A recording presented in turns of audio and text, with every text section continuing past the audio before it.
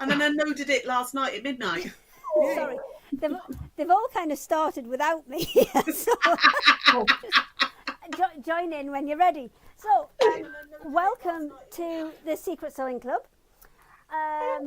This is just, it's just chaos, I think, sometimes. And I don't know why I do it to myself.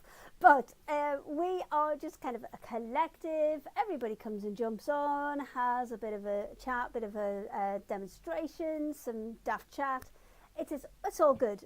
The way this works is different to things like Sewing Street and Create and Craft. If you see the products and you like them and you want to get hold of them, you need to go directly to the company who sells them. And when they're doing their demonstrations, there will be a little QR code in the corner. If you just use your phone, that will take you directly to their website where you can grab all of the fantastic goodies. So this week we have, which way around am I going? Let's go up first. Then we have Gail. Thank you. Who's full on her own now. It's very exciting. She's on her own 2 feet now. Then we got Sara. Sara's over this side. Hi. And then Nicola as well.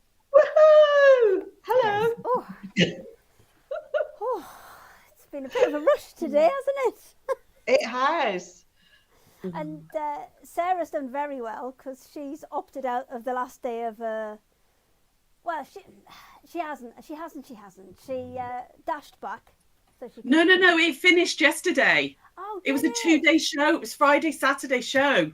Yeah, which is why I was back into just about back in time for today. Oh, I thought you'd managed to skip out on pack up. No, oh God, no.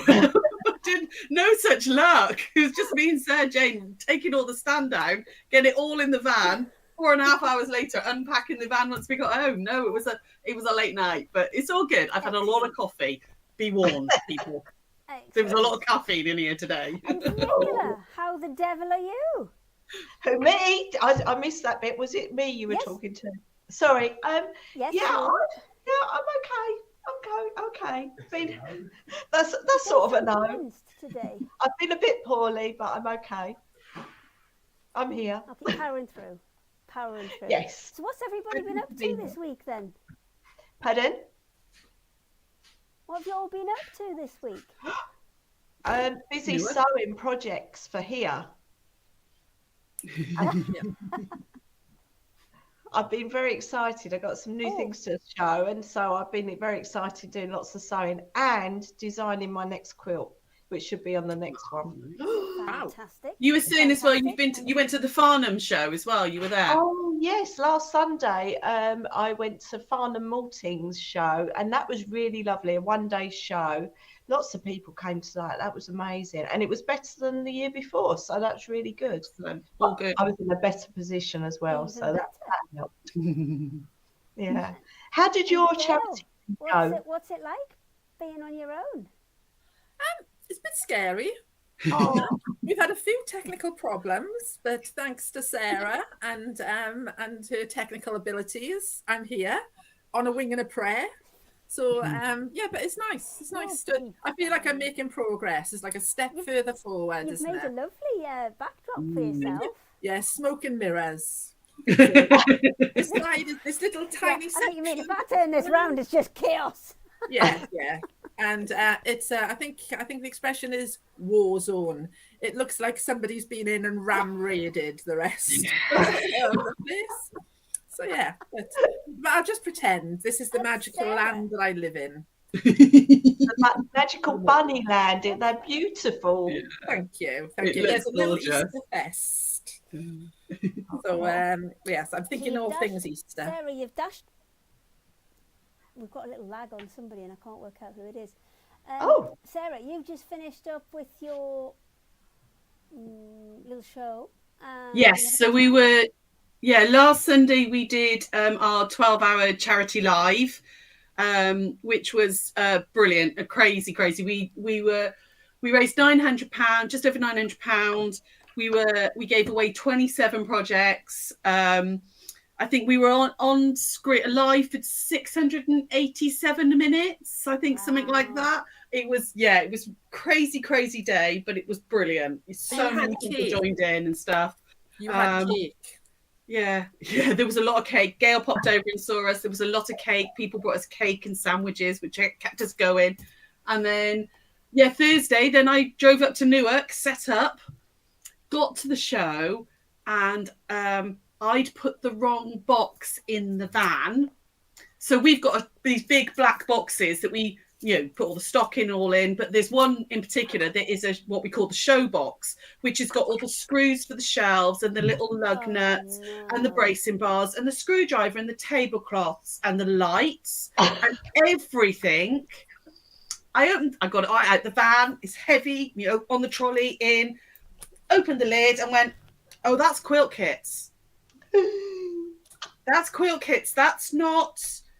Oh. Oh, some of the other guys help you out, because I know everybody at the shows are usually kind of. They were. So Doubties, bless them. So then we looked up where the nearest IKEA was, so I could go and get screws and lug nuts, and it was an hour and 20 minutes away. And then we're like, by the time we do that and then get back, we have to be out of the showground by 5:30. Not happening. So I went begging to Doubties, the lovely lads at Doubties, and went, is there any chance you have any of this? And they were like, yes, we've got extras of that. We've got extras of that. Oh, here's brilliant. the drill. Here's bracing bar. They were just brilliant and completely sorted it out for us. So the stand was a little dark because we had no lights whatsoever. Yeah. And then no tablecloths. We just had to use quilts as tablecloths. But we got through it. It was fine. But that was, one of those, oh no moments. I had that at Farnham Maltings. I thought I'd left my tablecloths behind. So Lily Fabrics helped me out with some cloths. And then when I got to the end of unpacking, there they were. They were, yeah. Unfortunately, no, the whole massive black box was missing. So, but thankfully, Doubties to the rescue, and they had spares of everything, which was amazing. Oh, brilliant. Excellent. Okay, so right. As you may or may not have seen on Secret Zone Club, we tend to have a running order. I mean, it's really just a bit of paper that Emma makes, and then we may as well make it into an aeroplane and do that, because it never sticks to what it's supposed to be. But today, Nicola is going first, which was apparently a surprise to her. I thought I was third. Like, but it's all good. Nicola. I haven't even looked at it. She's always ready. Exactly. Right, shall I just stop Emma sending them out then? Is it pointless? I was very busy this weekend, to be honest. Okay. I mean, I do normally look at it and have a little look, but I genuinely didn't look at it this time. Okay, right. Gail, have you looked at it? What? No, I'm lost. I read the running order. And then you didn't do any of your stuff because you thought, I've got like about half an hour here. I can get a demo ready in that. My excuse is I had a few technical issues. So where I thought I would be prepping my demo, I was actually having a blind panic, thinking I wasn't going to get connected. So that's my excuse, and I'm sticking with it. It's all good now, though. You've got about. So I'll see you in about 40 minutes. Yes, you've got about 40 minutes. By the time Nicola's done hers and Sarah's done hers, You'll be fine. Can always fit in. You'll be fine. You'll be fine. Right. Oh, Nicola, I've got news for you as well. But what? Got a new machine, and I think it might be perfect for what you're after. Do you know how you have your Quilt-as-you-go? Yeah. We might be able to pre-cut you some hexagonal batting. I'll have to talk to you about that separately, Hayley. We'll do that later. All right. I shall pass it over to you. I shall pass it over to you. Bye. Perfect. Well, hi everyone. Lovely to see you. I'm going to sort of move to get all my samples to show you, because today I am concentrating on the jewel template and a couple of extras. Oh, I'm showing you that and you can't really see it. Sorry about that. I have some new things for you. I make this lovely, we've got the quilt behind me, and that's my jewel flower quilt, and that uses the 2.5 inch jewel template and a 2.5 inch hexagon. You can see the hexagons are the other way round. And then I made this beautiful cushion using the jewel and a 2.5 inch square. So that's a bit nifty, and it's a lovely bolster pillow, and I filled it with toy stuffing and all my fabric scraps, so it's quite weighty and quite plump. So I've got that as in a kit form. So let me grab that. I'm not very organised here. That comes in a kit with instructions. It's got your black, let's take this out so you can see it. So instructions, we've got all the fabrics, and it's a fabric pack. So you do need to get the templates to go with it.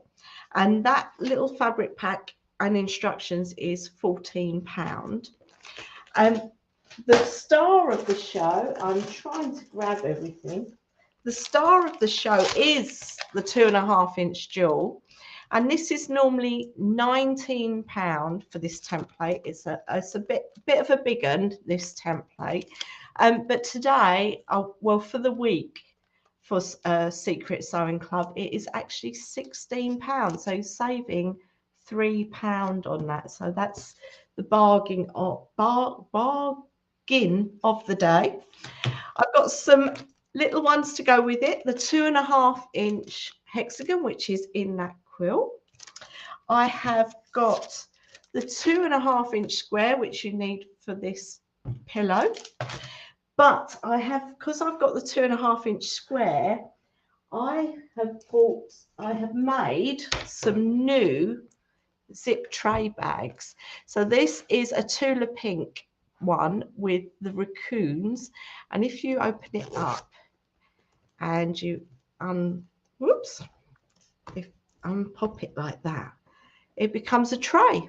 So it's like a tray bag. So when it's zipped up, it's like a elongated cube. But when you open it up, it's an amazing tray. So it's great for all your sewing products, great for makeup, all sorts of things. And that comes in 3 flavours. So I've got the Tula pink raccoons in turquoise. I've got the Tula pink raccoons in violet. And I've got the Moda Pixel, which is an amazing fabric. And on the Moda Pixel, on the binding, I've put a polka dot binding in. So they are kits. So that is... Nicola, while you're just going through them, just to remind people, if you want these, you need to purchase them through the Daisy and Grace website. You can either do that by going to daisyandgrace.co.uk or using your phone to grab that QR code in the top of the screen there, and that will take you straight there. No problem. Perfect. This is what I'm getting the hang of it now, and reminding people more. I'm getting better at it. But I think you do it now. Have fun. That's all right. I've got to keep grabbing things because they're all out of reach. So there's 3 kits there. Now they come with everything you need to make this little tray bag. So it comes with the fabrics, it comes with the wadding, it comes with the zips, the bindings, the snap fasteners, and the template and the pattern instructions. So that pack with the template is coming in at £22, which is cheaper than normal. So I've managed to bring the price down for you. So that's £22, and that's template, pattern, fabrics, everything in there. You can, as soon as you got this, you can start making your tray bags. Now I'm going to need some help from Dave as well, because I'm getting in a bit of a pickle. He's going to remove stuff for me. Just if you could take that and put that and that'd be great. So the cushion kit also has 3 other flavors. So there's green, blue, orange, and pink. I'll be showing you the pink one in a minute. And I wanted to show you some other heart. Well, the jewel makes a beautiful heart quilt. So I'll just lift that bit up. Dave's going to hold a bit. Oh, there we go. It makes an amazing heart quilt. And I have got, oh no, he's hidden himself. He's behind there. Amazing quilt that the jewel makes. And I've got a pattern bundle for this quilt and the one behind that one. There's 2 patterns. Now they would normally be £12, but I'm doing the 2 for £8, so that's a really good deal. And I just brought my little heart bunting as well, so because it's nearly Valentine's Day. No, that's it, Dave. You're fine. Magic hands is gone. So let's start on a demonstration, and I'll start with the jewel. So let's go, change the view. Here is my 2.5-inch jewel template. It's quite a whopper. And I've pre-cut the backing, the wadding, and the main fabric. So I've got those cut, and I'm just going to do another Quilt As You Go demonstration, because Quilt As You Go makes quilting really, really easy. So I have put the template back on the backing, and I am going to place the wadding in that little recess there. And that means that all your bindings, which is this outer bit, will be perfect when you fold them over. I'm going to take the main fabric, place that on top, and oops, get that on top, and I can pin that in place like so. Remove this. It's the same process for all my Quilt As You Go. And the templates are great because they're clear. You can fussy cut fabric, so you can really go to town and make some amazing quilts with it. And then you're just rolling over the edge. I did that without talking, so I'll do this one so you can see. I finger press that in place. I fold that over like that and press that down with my fingers. And the fabric's covered in my cat's hairs. Sorry about that, but I'm sure you can't really see that. And then you fold it over. Yeah, hi, Kaylee. From Karen. Hi. The templates in the kit acrylic? They are acrylic. They are about, I can't remember what width acrylic, but it's quite. Probably be 3 mil, because I think it's similar to what we've cut in the past. It's quite hefty. It's quite hefty, but it's a good depth that you can rotary cut round the outside. So that is really handy, that you can either use it, draw around and use scissors, or you can rotary cut with it as well. And I had an email the other, or something on Facebook, I think it was, and a lady said, I'm so pleased with your templates because I wanted to quilt, but all the seam allowances and everything gave me the heebie-jeebies, and there are no seam allowances to work out on this because that is all there for you. So I'm going to carry on. You get the idea of me pinning this. Sorry about that ka-ching. I don't know how I can get rid of that. I might have to get Dave to come and get rid of that ka-ching sound. Sorry. So we nearly finished pinning that, and I will take that to the ironing board, or I'll bring the ironing board here, give that an iron, and I'll whiz round that on the sewing machine. Now today I'm not using my invisible thread because I'm stitching on black, so I won't go round it about 3 times, Hayley. So last time was. That's all right. I can chat to you if you need me to. Well, I was just, last time we did Secret Sewing Club, I was using invisible thread and I hadn't realised I'd gone round it already. So this time I can see where the stitches are. You can go around as many times as you like. That's fine. Oh, bless you. It'll get a bit boring though, wouldn't it, Hayley? It's all right. We'll just chat amongst ourselves. I could be one of those, I could be like, what do they call it, those sounds and things that send people to sleep?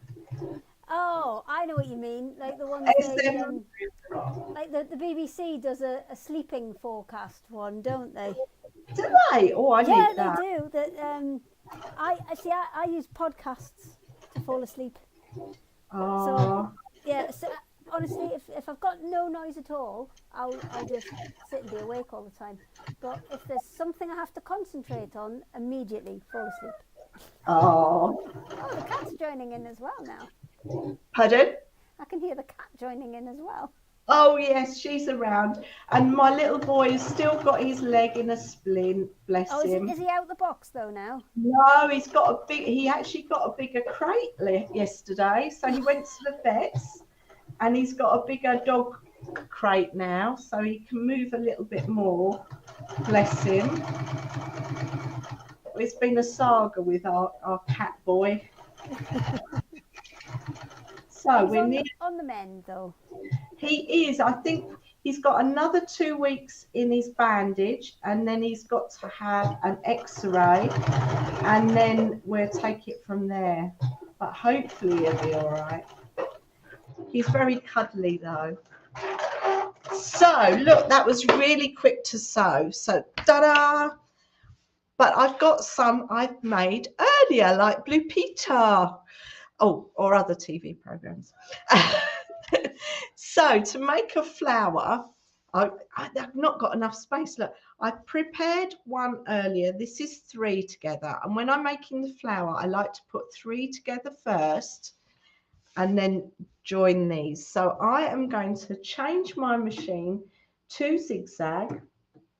And I'm going to change the width of my zigzag so it's ready. And let's go back to the sewing machine like that. And I will move my pins because I don't need those now.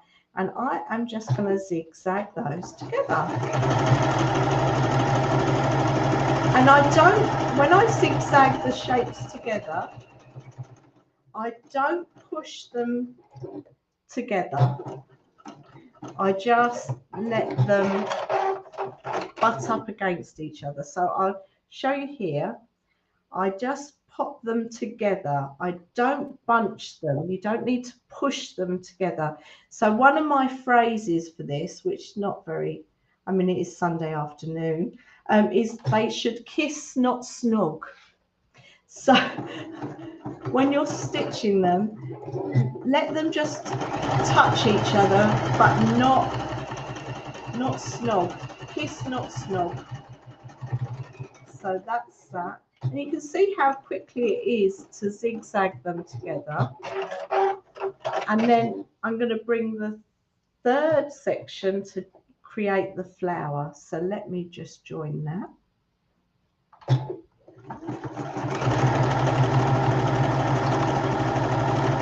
And if you can do this by hand as well. This isn't something you have to do by machine. It is quite a nice thing to do by hand as well. And the next bit of the cushion is actually done by hand. So I will show you the next bit.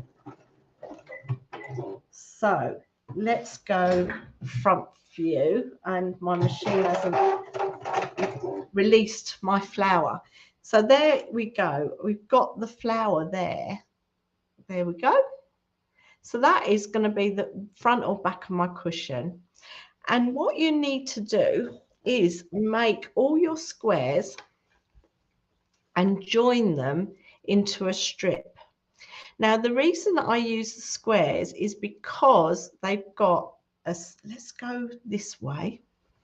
Because I use the squares, they've got this seam here, and that's got to go around the outside of the flower. So I've just turned that so that you can see it goes around the outside there. And because this is a cushion and you're not going to see on the inside, all I do with this, and I've lost my thimble, let me find my thimble because I've damaged my finger where I do so much hand sewing, is all I do for this is I use a double thread and I just over sew the 2 bits together. And that seam where your squares are sewn together meet at the point of the jewel. So as you go along and you get to the edge, it just works. It just does it. It's fabulous. So I'm going to pop my needle in there and show you that when you turn that through, there's the edge of your pillow, and that's the front or the back of the pillow, and you get that effect. And it just works, and it just looks wonderful. Let me grab this again. Oh, I've got a question. Yeah. Could you machine stitch that section if you wanted to? You could. It might be. I haven't personally, because but I think you could. It's just that point there that might be a bit tricky. So you would come down this bit here, and it's just when you get to that point of turning. But you could do it. Shall I give it a go when the next? You can when give it a go in between, maybe, and then I I've will got give it a go another in one between. from Yeah. Sharon. She says, "Love how you have made that look so simple and easy to do. She's always struggled with binding." Oh, the templates take the strain out of the quilt binding on this, because you're basically making little quilts.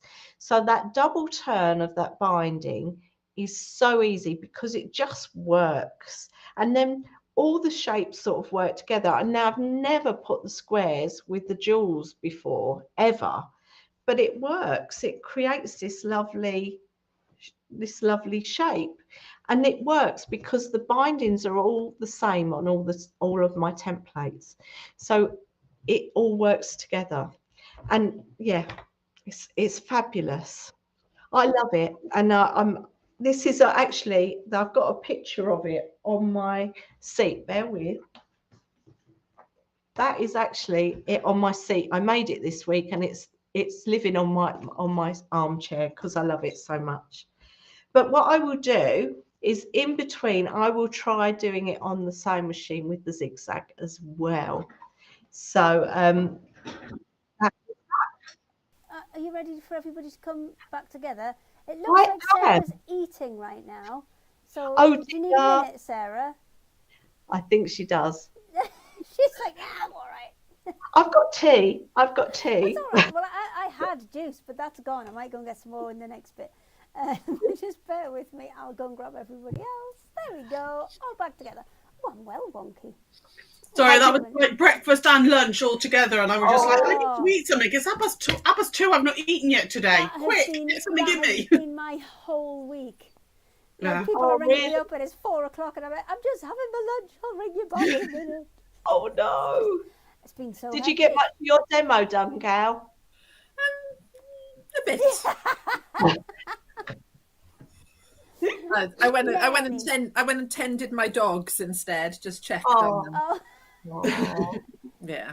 What are they? Well, it's a little bit. I probably shouldn't share this, but it's a little bit Heath Robinson at my end. So I've actually got a cable running from the front of the house right the way through the house, down my garden, and into my shed. And I've got 3 whippets running wild in the house. So if they trip over the cable, they might tear the cable out at some point, and then I might just disappear. So every now and again, I just like to go and check that they're just chilling out nicely and not running amok with my internet cable. So that's me. Hey, but so far so good. Yeah, high tech as ever. You're still there. Yeah, it's all good. And Sarah, have you finished your lunch? Yes, well, I've eaten half of it. Yeah, I'll eat the other half later. It's fine. Okay. I didn't know if I had more time or less time. I never know what I'm doing. Because I think it's just you let the demo go for as long as the demo takes, and then if it's at a stopping point, we come back, we do something else. It's pretty free form, this. But Sarah, are you ready? I'm ready. It's not a warm dinner that you've got, or breakfast. No. It's a sandwich, love. It's a sandwich. It's fine. It'll sit there. Hey, if it was a warm dinner, I'd be tagging Nicola back in. However, as soon as it's a sandwich, you can crack on. If the smoke alarm goes off, I do apologise, because my husband's making Yorkshire puddings at the moment, and the oil. I mean, his Yorkshire puddings, like, I'll show you when they come out of the oven, because they're like that. But he's like, I hope the smoke alarm doesn't go off, because he has to get the oil really hot. So, well, I know that last time when you were with Gail, and Gail was going from yours, she scored for an excellent Sunday dinner, didn't you? Yeah, we got roast pork. He's done the crackling and everything. So yeah, Excellent. Be ready when I come off air. Splendid. Well, we'll get you cracking with your demos then, so you can get to your dinner even sooner. Oh, it's not till 5:30. Okay. There you go. It's all yours. Hello, my lovelies. You're okay? Right, I'm gonna. I've got some bits I want to show you first, and then we're gonna get on with the demo, guys. So I'm gonna go straight over to here. Hopefully, everything is out of the way. I don't know, for those of you who know, we've done June Taylor products for years and years and years. Since we opened, basically, but June Taylor's been bought out by another company, been bought out by AccuQuilt, and they're changing all the packaging. So basically, I am selling off quite a lot of my June Taylor projects because I want all the new packaging, not the old packaging. So I've got some project bags for you today. Now, I love these. If you ever watch our lives, you'll know that me and Sarah Jane use project wallets all the time. All of my everything is in project wallets. Okay, so I know where everything is for that project. It's got zippity-doo done on there. You've got the vinyl. I can see what's in there. So these little packs are great. So you get 2 in there. So you can make 2 project wallets. You have to add your own fabric. So you can do them in whatever fabrics you want. They are great for using up scraps, because even though like this is one piece of fabric, there is no reason at all why this couldn't be, you know, scraps, mylaminated and everything, and make a piece of fabric out of that. You could use one of Nicola's templates and do a beautiful piece of EPP or something in there, you know, and then use it. We'll go through that in a moment, but just let you know the colors I've got. So each pack will make 2 project wallets. You've got your vinyl in there. You've got all of your pre-printed interfacing, plus you've got 2 zippity-doo duns as well, which are the super quick, super fast zips, which I will show you how to use those. So we've got them in navy, red, grey, tan, sometimes camel, and you know, it's a tanny colour, and white. Okay, they are all on the Crate and Craft section. Not Crate and Craft. Oh my goodness, not Crate and Craft at all. Secret Sewing Club. It's because I've been talking about that earlier on. Secret Sewing Club section of the website. So that's the first item. They were £27.99. They're down to 20. Okay. Next little thing I've got for you are we've got some little mini charms with some patterns as well. So I've got 6 mini charms. They are all different. You're ordering one of these. They're all on there as separate, but they all come with 2 patterns. Okay, so you've got the Lydia bag pattern, and which hopefully we'll get to demo later on that one. And then we've got a jelly bean bag, which is a really, really cute little rounded bag. You've got, again, a zippity-doo dun. We do sell them separately, the zippity-doo duns. They're on our website, but that all gets opened up, and you've got this really lovely, like, jelly bean type shaped bag, which can just be used as a pouch, or you can put a strap on it, and it's a really cute crossbody as well. Okay, because you can get a lot in there. You know, they're really good roomy bags. Okay, so all of these mini charms come with both patterns. These are normally £5.95 each. Our patterns are £5.95. So you've got sort of what, 18, just under 18 quid's worth of product for I think they're on at £9.95, I believe. So you can choose from Magic Dot, which is all those beautiful, beautiful dots. This is a relatively new one out. In fact, if I just come to here, hopefully if I flick through, you guys can see a little better. So that's the Magic Dot. You've got Rosemoose Cottage, which is really pretty spring-like. You've got purples. Yeah. I've got somebody saying they can't find them in the Secret Sewing Club section. They can't find the Secret Sewing Club. I think that's... Oh, hang on. Do you know 2 what seconds. I'll do? If I'll go and have a look, and I'll see if I can pop the website up just to show people where it is. If you crack on, I'll go and set that up, and then I'll come back to you in just a second, and we'll whack that up. Oh, don't tell me they're not. Bear with me. For some reason, nothing is visible on site. So you're gonna have to give me 2 seconds. How is that? Because I can see. I can't see the wallets, but I can see the charm squares. Yeah, so it's because I've accidentally hidden them. Right. That's all right. While you're fixing that, I will show people where the other stuff is. So, if you head to the White Gecko Craft Lounge, you can do that either by the QR code when Sarah's demonstrating, or type in whitegeckocraftlounge.co.uk. If you use the QR code, it will take you straight to the Secret Sewing Club products. If you don't, then you need to go to shop, scroll down, then you'll see the Secret Sewing Club logo, and then you'll be able to see the products in there. So there are all of those Moda mini charms. See, 1, 2, 3, 4, 5, 6 different options there. And the Liberty Denims Floral, which I guess you haven't got to yet, but we'll wait for that. And the Lucky Dip that we haven't got to yet. But Sarah is very quickly just adding those other projects. Shall I just refresh mine now and see if that works? So, nothing just yet. I'll try it again. Right, well, I'll swap it. I've swapped it back to you. I'll keep an eye on that, and I'll let people know when it's back up and running. Yeah, our website does this really funny thing sometimes. When you move a product from one category to another, it'll hide it. It says there's like a little button that says visible on site, and for some reason it turns it off, and I forgot to check them. So I've just I've just unchecked all the boxes, so it should show up. So if you just keep refreshing the page, it normally takes like don't 3 or worry, 4 you crack on. I'll keep an eye on that, and then when they pop up, I will let you know. I also have another question from Sarah. How many charm packs do you need for each pattern, please? 1. So you'll get both packs, but you only need 1 charm pack for that one, or 1 charm pack for that one. Okay, so you need it tells you exactly what you need on the back there. The same with this one as well. Okay, so you need 36 mini charm squares to make the jelly bean bag, plus a little bit of lining and stuff. So you're getting both patterns, but you might have, you can buy more than 1 mini charm, and if you do, I'll send you different patterns. Okay, if you buy, say you decide you want the French General and the Rosemary Cottage, you'll get these 2, but I'll send you 2 other patterns, so you're not getting duplicates. Okay, but you actually only need 1 mini charm, so you could maybe use this one for that, and you might have one in your stash to use for that if you wanted to.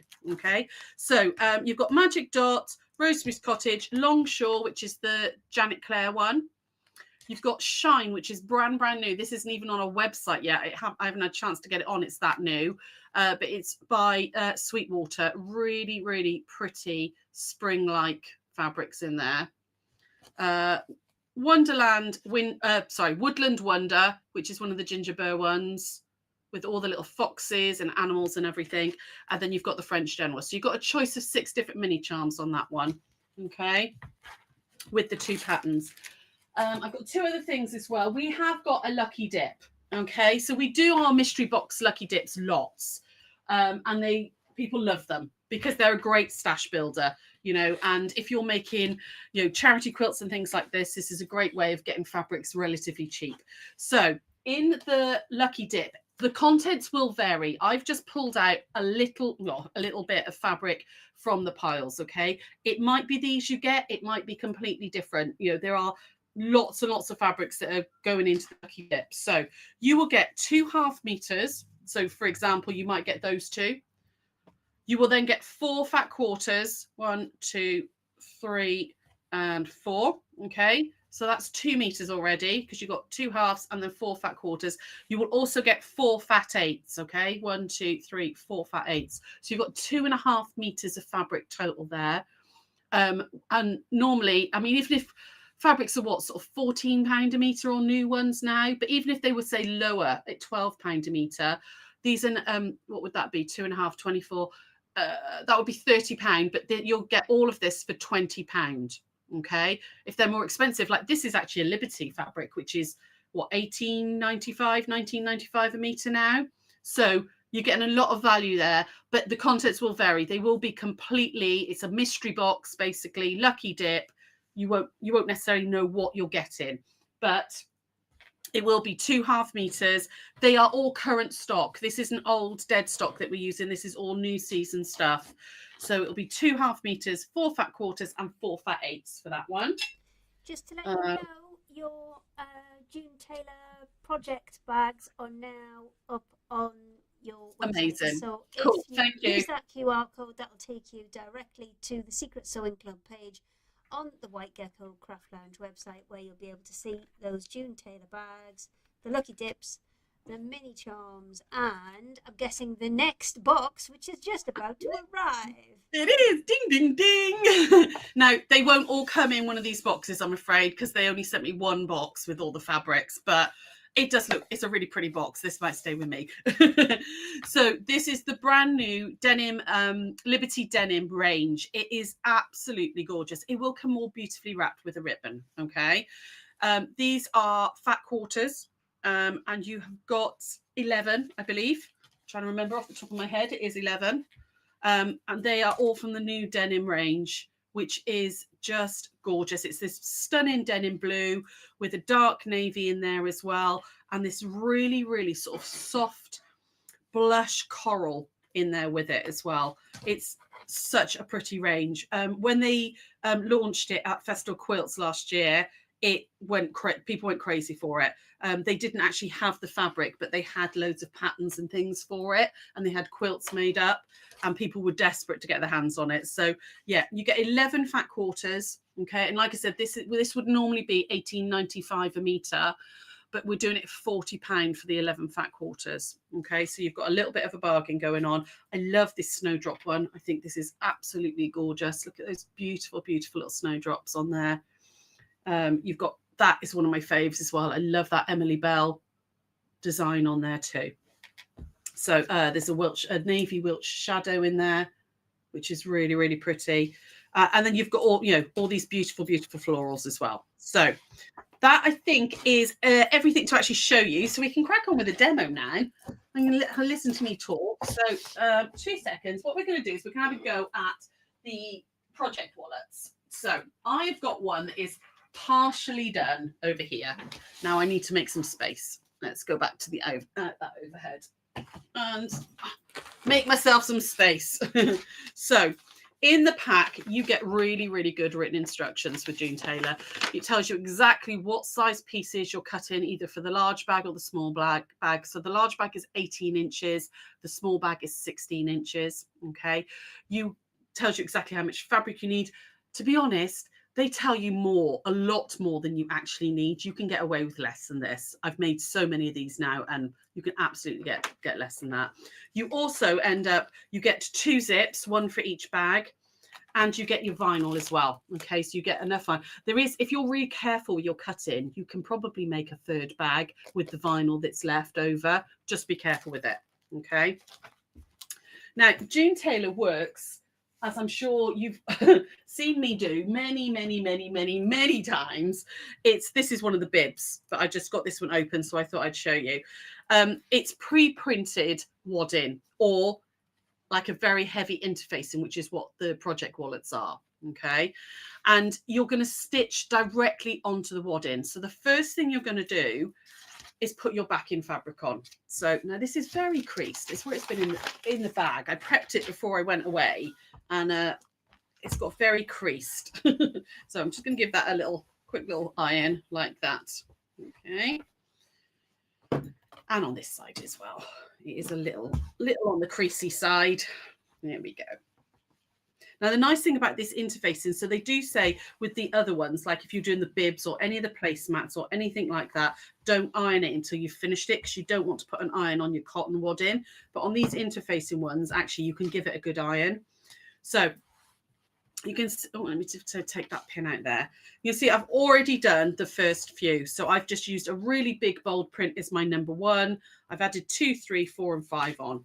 So this was number 6 up here. So I looked back on my sheet, and it told me that pieces 6 and 7 needed to be 3 inches by 8 1/4. I'm going to put that right side together and stitch that down. So I've done number 6. So we're going to do number 7 now. Okay. So I'm going to go over this way to number 7, and hopefully I've got the right piece. There it is there. So again, I prepped this so carefully, and then I put it all in the bag, and everything got shoved around, and it's all crumpled up now. Don't know why I bothered to iron it in the first place. So I'm going to put this along this raw edge here, like that. So your blue lines are placement lines. They're not stitch lines. It's very similar to foundation piecing, but with foundation piecing, your lines, either if you're doing it on paper or if you're doing it on the cloth ones like we do. That's normally your stitch line. It's not with June Taylor. The blue line is your placement line. Okay, so I'm going to pin this down like that. And then we're going to stitch a 1/4 inch away, just as if we were sewing normally. It's just as if we were piecing. So I'm going to stitch all the way down there for you. Okay. Now, I haven't put my 1/4 inch foot on. So what I'm going to do is just move my foot over. No, that's not the one I want. It's that one. There we go. Move it over. So I've got my 1/4 inch. There we go. Now, another little trick with this is you grab that top thread, which is deciding not to work, and hold on to it. Because this is actually the back of your project, okay, you don't really want any knots or anything showing, or any of the, you know, sometimes when you thread bird nests. So drop your needle in and then drop it back out, all while holding that top thread so that you can pull that bobbin thread up to the top. And then it'll get hidden in the sort of the seam allowance rather than being a nasty mess on the back. And then stitch down 1/4 inch all the way. Simple stitching. You could do these by hand if you wanted to. They don't have to be on the machine. I mean, they're quicker on the machine, but you could stitch this by hand if you wanted. There you go. All the way to the end, and then just back stitch at the end, or lock stitch, whatever it is you prefer. There we go. I'm going to take it back over now, and then we can just gently press this out, and then we can add in the other pieces. So like that. And that now you can see goes up to, just come over to here, you can see that that now fits and comes up to that blue line there. Okay, so I'm just going to pin that out. And you've done your stitching, your quilting, sorry, at the same time as your piecing. So where I'd stitched that line in, that's also gone through to the back and obviously done your quilting as well. Okay. You're then going to put your other two in. Now I'm going to whip through these two a little bit quicker so that I can show you how to put the vinyl on. Okay, because people get worried about using zippity doo-duns and vinyl and stuff, and you really don't need to, honestly. They are the easiest zip you will ever put in. Right, so these are my next pieces, which again I referred back to my pattern. So 8 and where am I? 8 and 9 are 3 inches by 13 1/4. So that's what I'm doing on that one. And this will then go, that one's going to go on there like that. I'm just going to pin that one in. Move that pin out of the center there. And then one on this end too. Just hold those down. And because I'm doing opposite sides, you can, don't put a pin in your finger. Always helps. I can pin both of them, and then it saves going backwards and forwards from the ironing board to the machine all the time. That one there. Now, this is a very, very simple design, this one. That's, you know, it's really good if you've got like a large focal fabric you want to use in the center, you know, something with a big design. But there are if you're a bit more experienced, there are so many things you can do with this centerpiece. You know, I was saying earlier, you could do that. You could do some English paper piecing and put that in the center, cut it to the right size. It could be laminated. You could get all your scraps and sew them together so it's all like crazy patchwork, and then cut a piece to the right size. It could be actually a photo of something. Maybe you've printed onto fabric using, say, the freezer paper method or something like that. It could be a photo on there. This pattern, once you've kind of done it, you can do it over and over. It could be a cushion front if you want to do. It doesn't have to be a project wallet. You know, this doesn't have to be made in, if you're not into project wallets, this doesn't have to be made into one. I can see Jean saying she loves project wallets. I know, we do them a lot, don't we, Jean? And I love a project wallet. There we go, all the way down this one. So it's super fast, super simple piecing. There we go. That's it. Back over here. Where am I going? That one there. Oh, where am I going? Taking that pin out. That's what I'm doing. Oh, my brain's not working. I need more coffee. Do you think if I shout loudly enough, my husband will hear me and bring me coffee? If I say it enough, I'll manifest a cup of coffee brought into me. Okay, so we're just going to push those ones out like that. Okay. Give it a really good press at this point, and then you would trim it up, and you would just trim it off at those blue lines all the way around. Okay, just trim it all up so you've got your square. When I come to here, once you've done that, that's your front done. You don't need to do anything else to it if you don't want to, but you can. You can then, this is a really good size to practice like your free motion quilting and stuff, because it's not difficult to handle under the machine. You could just add some extra quilting or decorative stitches. You could, machine embroider or something on here if you want to, because it's just interfacing. There's lots and lots you can do to make these individual, make them your own. Once you've done the top, you then need to do the back. So I've already partially done this one for you. You do get a piece of interfacing again, which is sat on the top piece here, like that. Okay. I've already added this in, but it's exactly the same for this bit that I'm going to do here now. So I've got my piece of vinyl, which is very hard for you guys to see on screen, but so this is what a zippity-doo done is, for those of you who've not seen them. It's a zip already set into bias binding for you. So can you see the zip's just here? Okay. And on either side, you've got this bias binding. Okay. It's already all been sewn in. So you don't have to worry about setting a zip in if you've been worried, because I used to hate zips. I'm better with them now, but I always used to hate zips. I always put them upside down, or when you're trying to do linings and pockets and getting them the right way was never fun.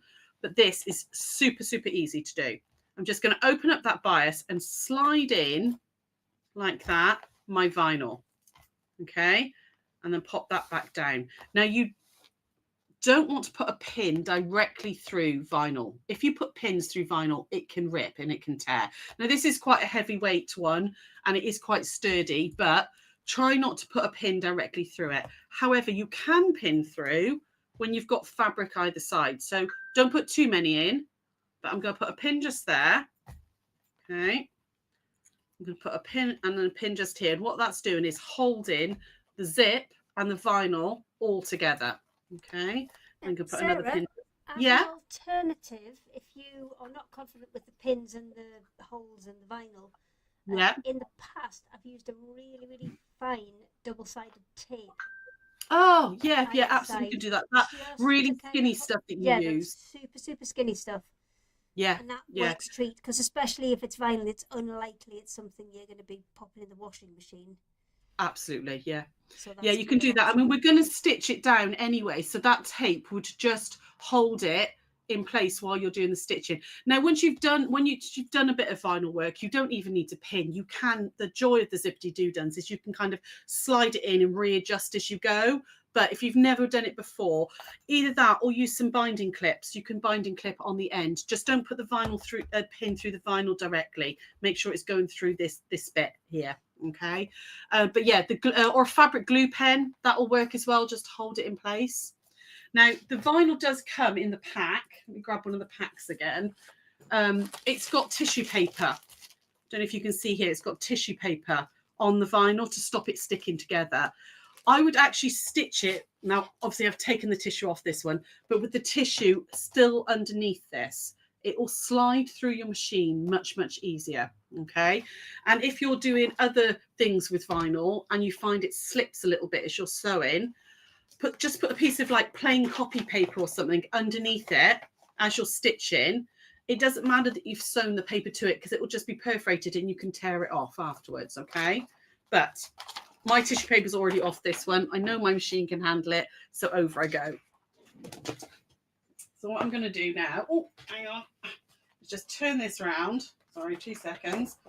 And pop this under the machine. Okay. Now, you're going to stitch a top stitch basically. So about 1/8 of an inch away from the edge of the white. Hang on, let me try and get my hand out of the way. Oh, and that bit there. You're going to stitch about 1/8 of an inch down here. Okay. So I'm going to go along and go slow and steady. Now, if you've got a Teflon foot on your machine, then pop that on now. Okay, that works really, really well with vinyl. It helps it sort of slide over and nothing sticks. But I'm trying to do, it's not easy when the camera, I'm trying not to knock the camera. There we go. Take that pin out. Hold this down so you can see. And I'm just going to stitch all the way along.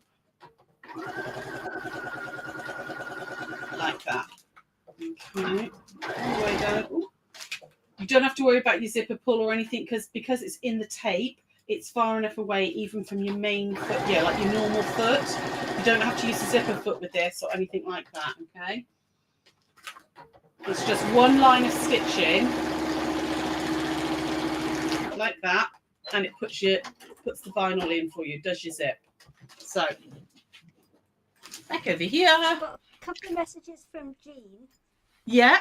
She said she loves the project wallets, and she especially loves the huge one that she made using the FPP twisted log cabin panel. Ah, amazing. And she says the zippity-doo-duns are great when using vinyl. You don't need to use a Teflon foot. No, you can get away without using one. You know, if you're using vinyl for other things, then absolutely use a Teflon foot. But because you've got this big piece of bias either side, you really don't need to have a Teflon foot. We did. I'm just go back over here just a second. We did at one of the retreats, the last April retreat. So, yeah, this time last year, we did the FPP squares that we do, which is the twisted log cabin one, on cloth, and some ladies made them into cushions, but a lot of them made them into project wallets, and it makes a big 18-inch one. So once you've had a go at one of these packs, you can absolutely buy the zippity-doo-duns separately from us, and you can use any orphan block. You know, you could have a go at the FPP panels that we do, but any orphan block will make a beautiful project wallet using a bit of vinyl and a zippity-doo-dun. So that all goes together like that. I would then trim this up. Now, I haven't got a lot of space to trim because I've got so much stuff on my desk, so I'm not going to trim it up at the moment. But you would then take your... What have I done with it? There it is. I couldn't find it for a second. What I'll do is I will trim it off camera and show you when I come back later. You would trim this up to the right size. You would trim your project wallet up to the right size as well. As you can see, it doesn't quite fit at the moment because I haven't trimmed it. Like that. And then you would stitch all the way around to hold it in place and then bind it. Okay, so I'll try and get that done off camera because I need to clear the decks a little bit to actually get this all trimmed up. But then what you have is a project wallet, which, look, obviously this is different colours, but it's the same design. So I used all these funky animal fabrics on this one.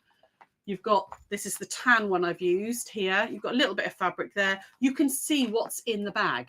You've got so much space in them. I've got whole quilt kits into these. You know, I've bought all the fabric, everything for it. Started doing it so you can get your blocks in there that you've started. You can get all your extra fabrics and stuff. Okay, so I think that's it from me at the moment. Lovely. Is everybody back? That's all right.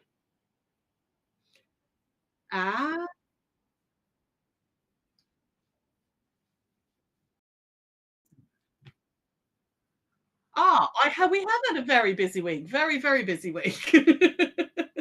So yeah, with the charity live last Sunday, which I can't believe that's a week away already, that we had to pack all the orders that everybody made and pack all the projects that we gave away on the Tuesday when we went back in. I had a meeting with Sewing Street on Monday as well, as that was crazy. So then, yeah, busy, then packing the van and then off to Newark. So yeah, it's been loopy week. So poor Nicola's been poorly this week as well. So she's not been feeling great. And Gail's been busy getting all her studio set up.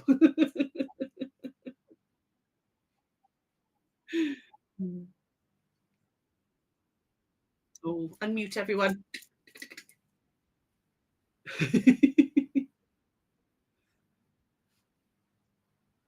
Right, okay, all the buttons, all the people, back in the room. Yay! Sorry.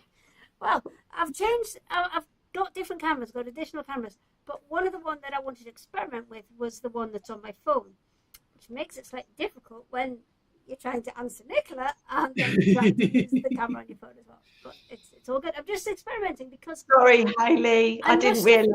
I must have bought about 3 different cameras for this, and then I've never been really happy with any of them. And I think that the colour balance and the kind of backlighting on the phones is so much better. So now I'm just fiddling about, really, trying to make it good, because I've got my switcher working now. So probably, fingers crossed, next week we'll have the ability to actually do demos and have all the things back in the room. But yes, it's been a long time coming. Gail. Hello. You look like you're proper concentrating. I'm just drifting off then, thinking about cameras. And I'm with you, Hayley. The camera on my phone is so much better. I just find that sometimes some of the webcams just like wash you out a little bit. Yeah, everything's a bit like wishy-washy and that. And I've tried with loads of lights and not lights, but yeah, my phone is the best. But then if I use my phone, I can't work anything else. So it's a trade-off, isn't it? Right. Are you now ready? I am indeed. You've got all your bits together? And you know what you're doing? I'm just my normal self of keeping it up as I go along, because I like to prepare, and then I get very prepared, and then when the camera rolls, I can't find anything. Perfect.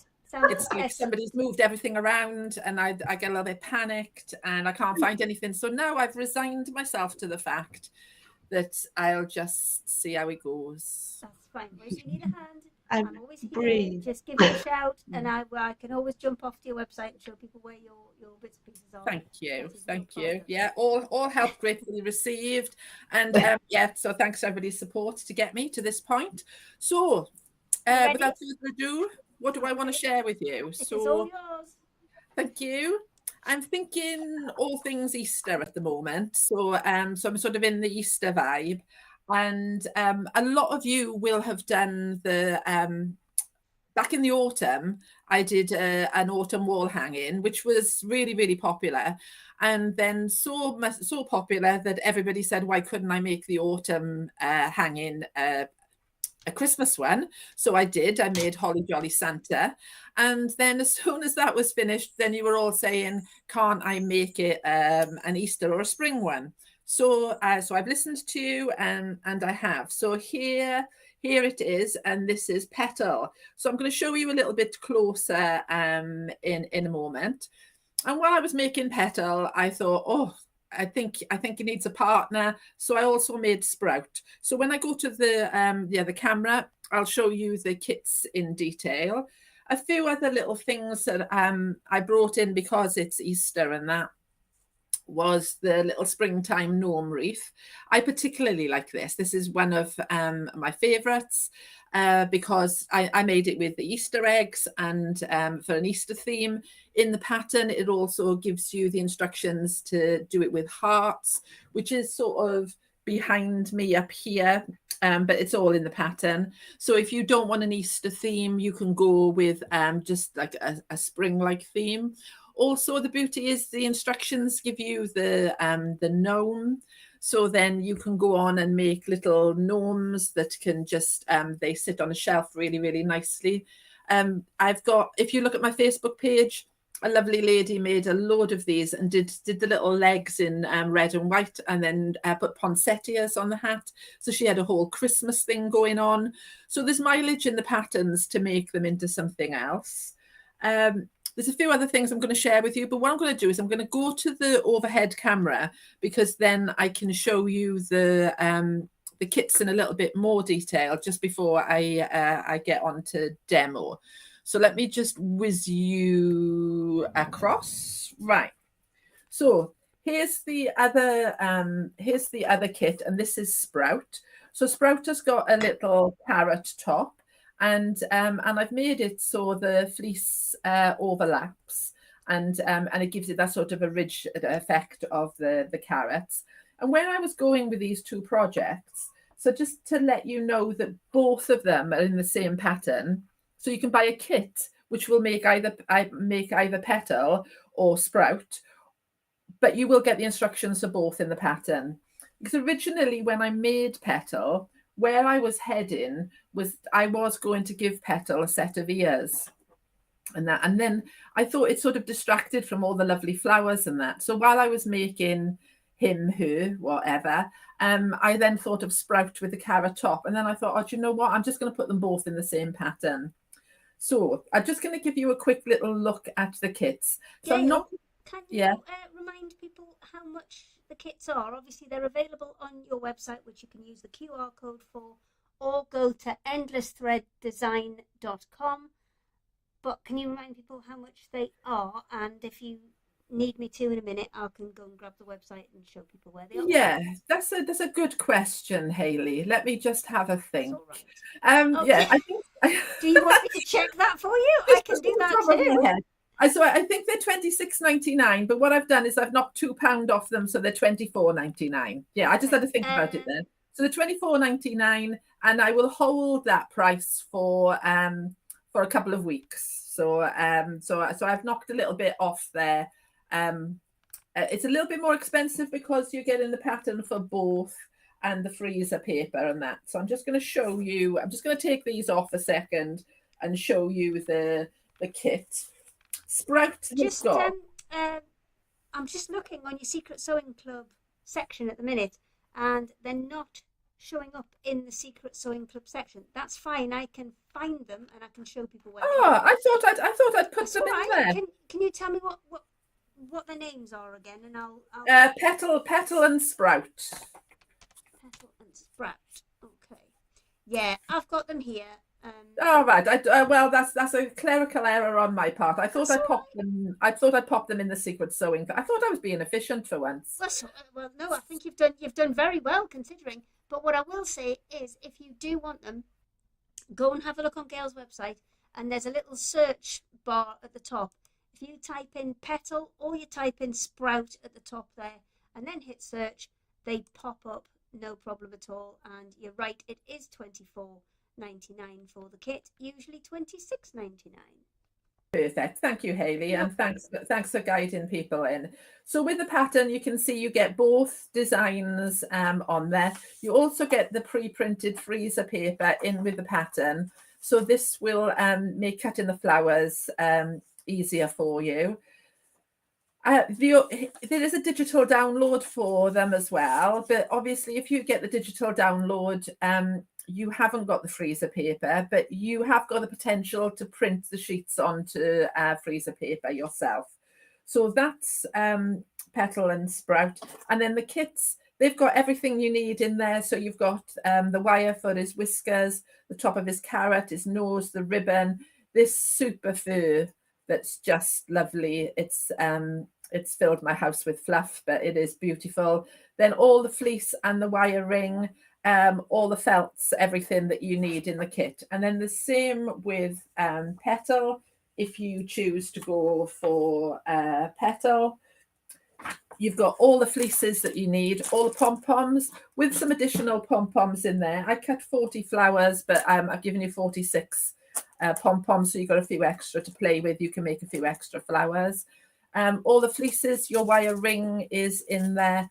And then you've got all the lovely felts for all of the flowers, and again your freezer paper and your full pattern.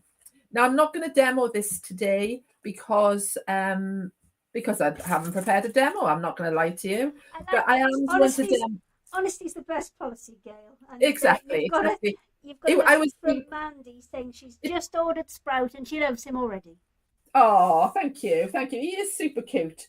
I did plan on doing a demo, but actually some of my customers asked for a different demo, which I will be doing, and also I'm going to demo him on Wednesday night on a Facebook Live.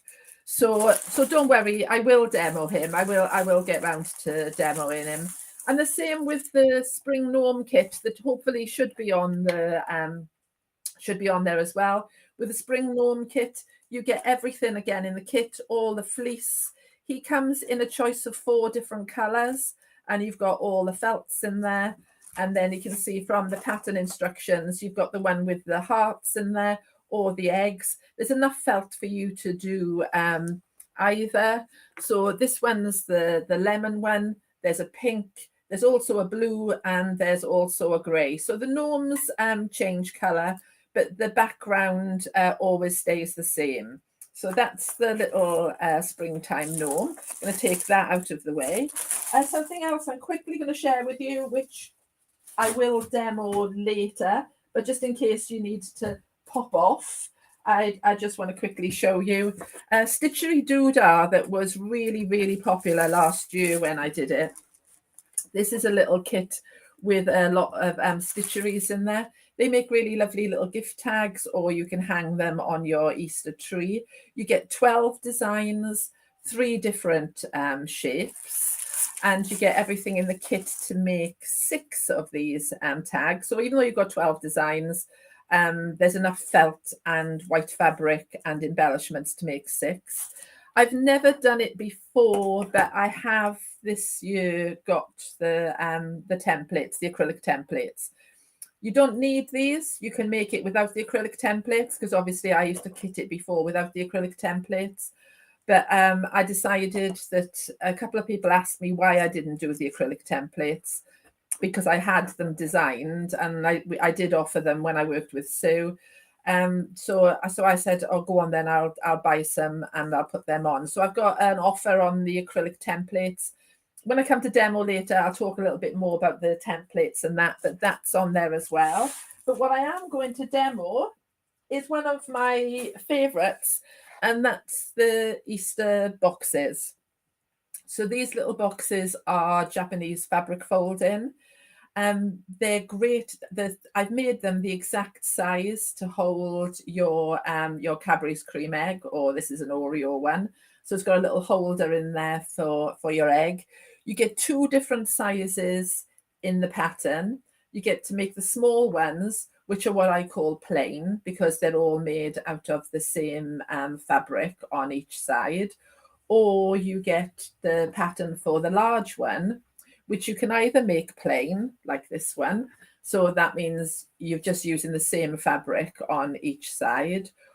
Or you can do it in 2 fabrics, which creates a nicer effect, I think, and makes it a little bit more challenging. But the option is there for you to do either. Now this comes in a little kit, which I put somewhere. So you can get this pattern only. You can get a digital download if you want it today and you want to make a start. Or I put a little kit together, and in the kit you get the pattern. You get the pelmet violin, which is what gives the boxes their stiffness so that they stand up nicely. There's some dress-it-up buttons in there, and there's some ribbon. So the dress-it-up buttons will vary according to whatever pack I put in there, but there'll be Easter-themed buttons, Easter-themed ribbon, and your violin. It's good that, and I think I can't. Do you know what? It's terrible, isn't it? I sound ill-prepared. I can't remember. I think there's enough, if I remember rightly, to make 6, enough pelmet violin to make 6 boxes in the kit. Actually, do you know what? I'm just going to check, just because I'd feel awful if I give you Don't wrong. worry, because this is, I mean, I know that it's been a big technical challenge for you, hasn't it? Getting set up on your own. Yes. And you've done very well. So, I mean, Thank you. 10 Yeah, out of 10, you'll be forgiven for forgetting how much violins in a kit that you made. Yeah, and long ago. I don't know about you, Hayley, but you know, sometimes people ask me questions, and I think when I make something new, so at the moment I'm in with Petal and Sprout, so I'm in the moment with that. So if you ask me any question about that, apart from the price, I know. But with some of these kits, I made them some time ago, and I decided then what I was going to put in the kit. So I've just read it again. So the pelmet violin that's in here is enough to make 4 large boxes. So that's the 4 of these size, or 6 small ones, or a combination of both. It's entirely up to you. But it's a good way to start if you haven't got these things. If you have, then it's a good way to use up your stash. and also a perfect way to use up scraps of fabric. So I'm thinking Easter, you might be thinking Christmas, you could be thinking gift boxes I'm for just thinking like Tuesday afternoon surprise. yeah. I also think I sort of thought, I've said this before because I did some Christmas boxes which are It slightly would make different. a lovely But advent calendar. it's a nice gift idea, and it's a nice way to, if you've got a sew-in friend, to give them a gift. You could use their favorite fabric. You can fold up a fat quarter of fabric to fit inside the box. You could also think about this. If you put a little bit of sponge in there, you could put a ring in there. You could put a little lid on the box and maybe use it for, like, like baby's first tooth, things like that, little christening gift. The possibilities are endless. I do like a gift box, and these also, because they can hang. If you I pull, think you'd make a lovely advent calendar with one of them. Well, 24 of them. well, I did do an advent calendar one for Christmas. They're plain, and the advent one I did, they were much smaller boxes because I was mindful of the fact that if Oh they, no, I want cream egg size advent things. oh, did you? Pretty Well, much. yeah, I don't blame you. Yeah, with the obesity crisis, I'm not sure I can go 24 eggs, but I'd be prepared to give it a go. I'd be prepared to give it a go. Oh, I think I could do at least one a day for 24 days. Minimum. Yeah. Actually, I That's might lovely. go and get a chocolate biscuit now you've mentioned it. And why, Carry and, on. and why not? Why not? I love a biscuit myself. So your pattern gives you the instructions to make the large box and the small boxes, gives you all the templates at the back. I then talk to you about how I prepare my templates. So you're literally going to cut out the pieces of paper, and then you're going to apply. I use a glue stick, okay? And then if you noticed, I haven't cut on the line, okay? I've cut beyond the line. I get a glue stick, I put lots of glue on the back, I pop it onto card, okay? Once it's dry, then, have I got one that's stuck on? No, I haven't. I cut out, and this time I cut out on the line. Now, the card I tend to use, you can see, is a Foster's one. Cereal packets and that work well. And they've got sort of a waxy coating on them, so they work really well when it's under the iron. So what you need for each box, okay, if we go with the two coloured ones, you need a fabric template. It says fabric template on there. You need a press-in template. You need two pieces of fabric for the two templates for the two different colour fabrics, and a triangle box template. So what I do is I cut all these out. You can see I've used different card, whatever card I had. You can use template plastic if you want as well.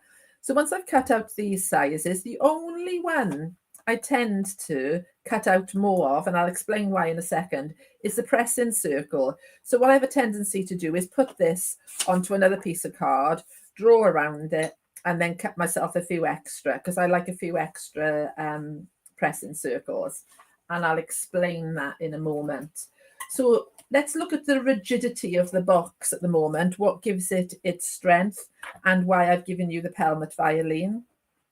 You're going to take your template, your triangle template, and pop it onto your violin. And what I like to do for ease of cutting out the triangles, I like to cut a strip of pelmet violin, the same size as my triangle. You can see I've done that there.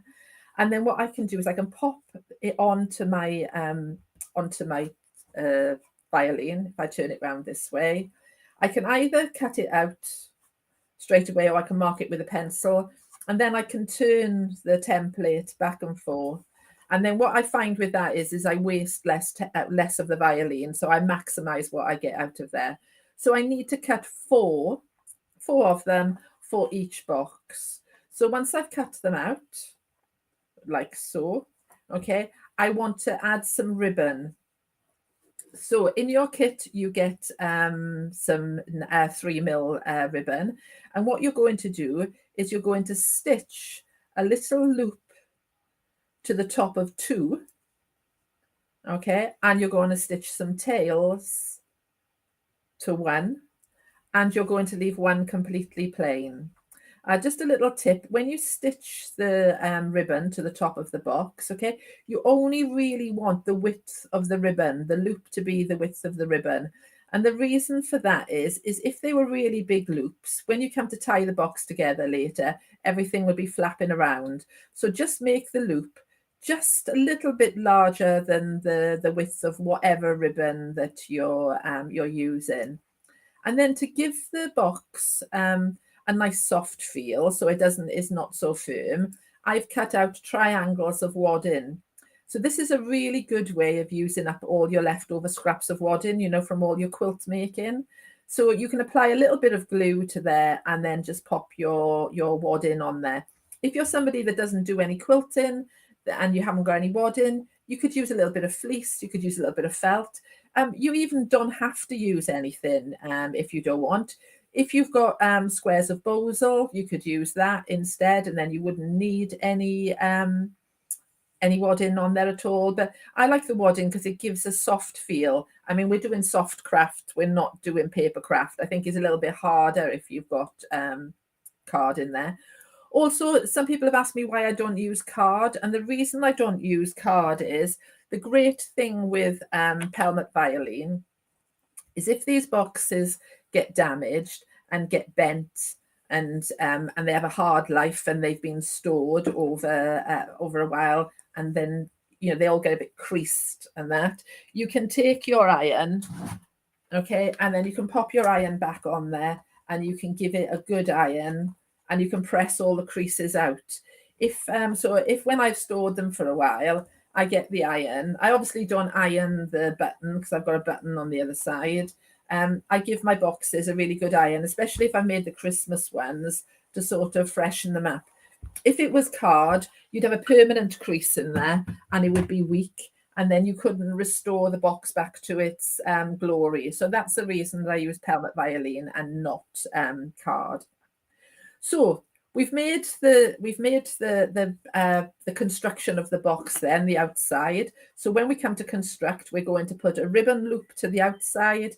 We're going to put the loops to the outside, and we're going to have a plain one in the middle. And that's basically the construction of our box. You can see the box will go together like so, and the loops will go through the box, holding the whole box together. So now let's cover the sides of the boxes. So we're going to take our other template.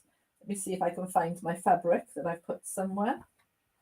Here I go I prepared some earlier and now I've lost it. Talk amongst yourselves where That's I find all right. it. I'll tell you what, shall I go and hop on to your website and show people where all the bits and pieces are? You can indeed do. Thank you. Okie dokie. So this is Gail's website. So when she's demonstrating, you either use the QR code or you type in endless thread 1D design, no plural on that either, .com. Then it will take you to, where's my mouse gone? It will take you to here. So from here, then you can either go into the categories, and if you see down the bottom here, there's a secret sewing club. Most of the bits, there's the stitchery doodahs, and there's all of the projects that Gail's going to have on today in there.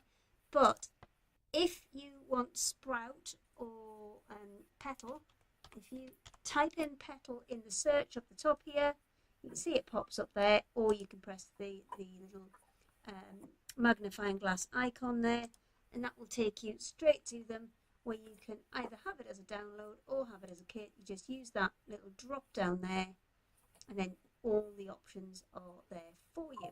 Gail, have you found your bits, my love? Super, yeah. Oh, do you know what? I did all of that, and I didn't switch it to the camera. But there you go. I will do that again. Then it was just you finding stuff. Yeah, I did wonder. I thought, I can't see my website, but then I'm not. I just thought I'd leave you to it. I thought you knew what you were doing. My fault. I did not know. That's okay. Not to worry. Okay then. So we pop our template onto our fabric. You can use a pen if you want to draw around there, and then once you've drawn around there, you can cut it out. And this is for the plain one. Once you've cut it out, okay, you cut your circle out, you're going to, with a needle and thread, you're going to do a running stitch all the way around the outside. Okay, around the outside edge. Just a little tip, start your running stitch on the right side of the fabric and finish it on the right side of the fabric, and I'll explain why in a second. Then you're going to put your pressing circle into the middle of the fabric, and then you're going to pull the ends up like so. And the reason I started and finished on the right side of the fabric is because now when I come to knot this, or I want to put my finger on there, it's on the top and I haven't got the thread underneath. It just makes it easier to tie the piece off. If you've got a willing partner, you can get them to put their finger on the edge there while you tie off the knot. If you haven't got anybody to hand at the time, what I tend to do is I just do long pieces of thread so I can hold on to them. And then I go in with my iron and I set the whole thing with my iron then. So I just go in, I iron all the way around, and then I can tie off my string. And then what that does is it gives me a really nice circle of fabric. Okay, and there it is, my lovely circle of fabric. So that's for the plain side. For the combination side, then what you need is 2 pieces of fabric. So using your templates.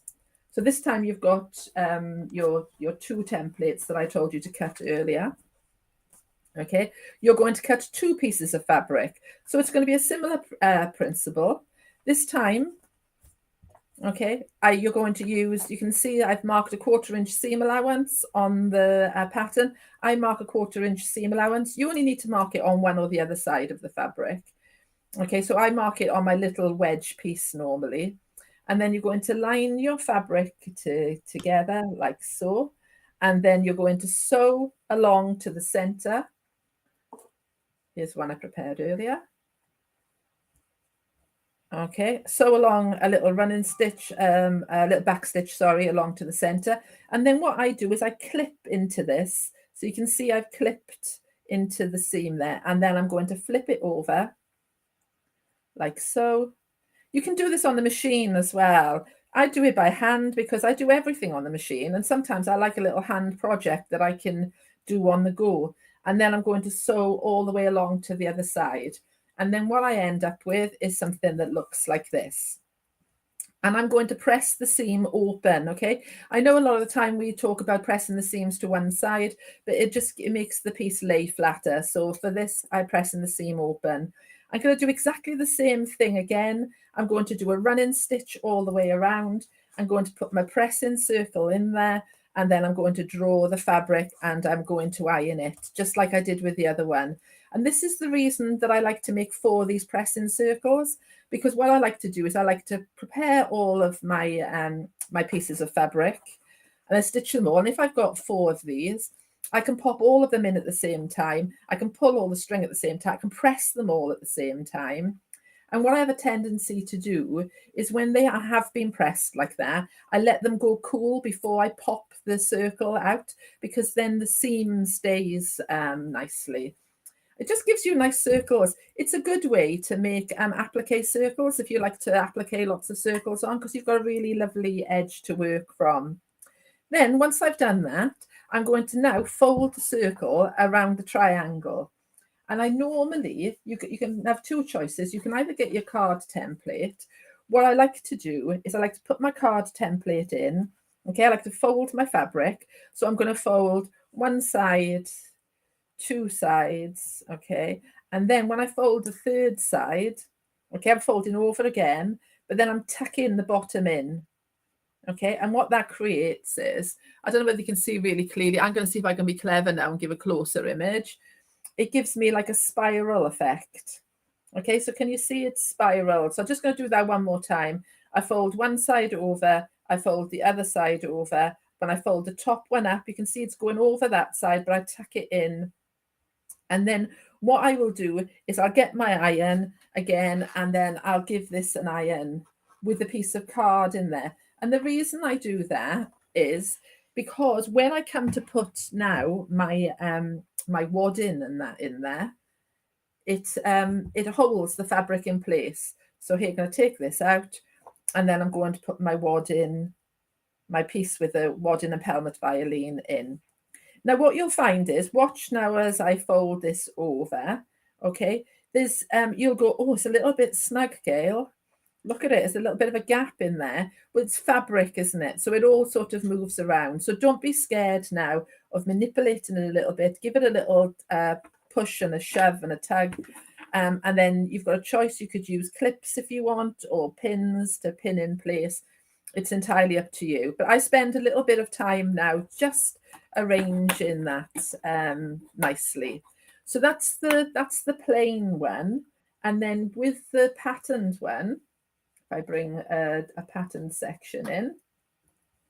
Okay, this time I want, if we look at this finished piece, my plain of fabric is at the bottom, my pattern is at the top, okay, and my hanging loop is at the top. So when I place my fabric in this time, okay, I want the loop or the tails to be at the top. I'm now going for matching my triangles with the fabric, okay, with the inserted fabric. And this time I'm going to fold the bottom up, so my fabric, and I'm just going to fold the sides over like so. Now it doesn't really matter whether you go left over right or right over left. What I say is just be consistent, I think, because it just gives a nicer look. So then once I've done that, I'm going to do the same thing again. I'm going to get my clips and I'm going to clip these in place. Now, Hayley, how am I looking? Because I don't want to hog all the limelight.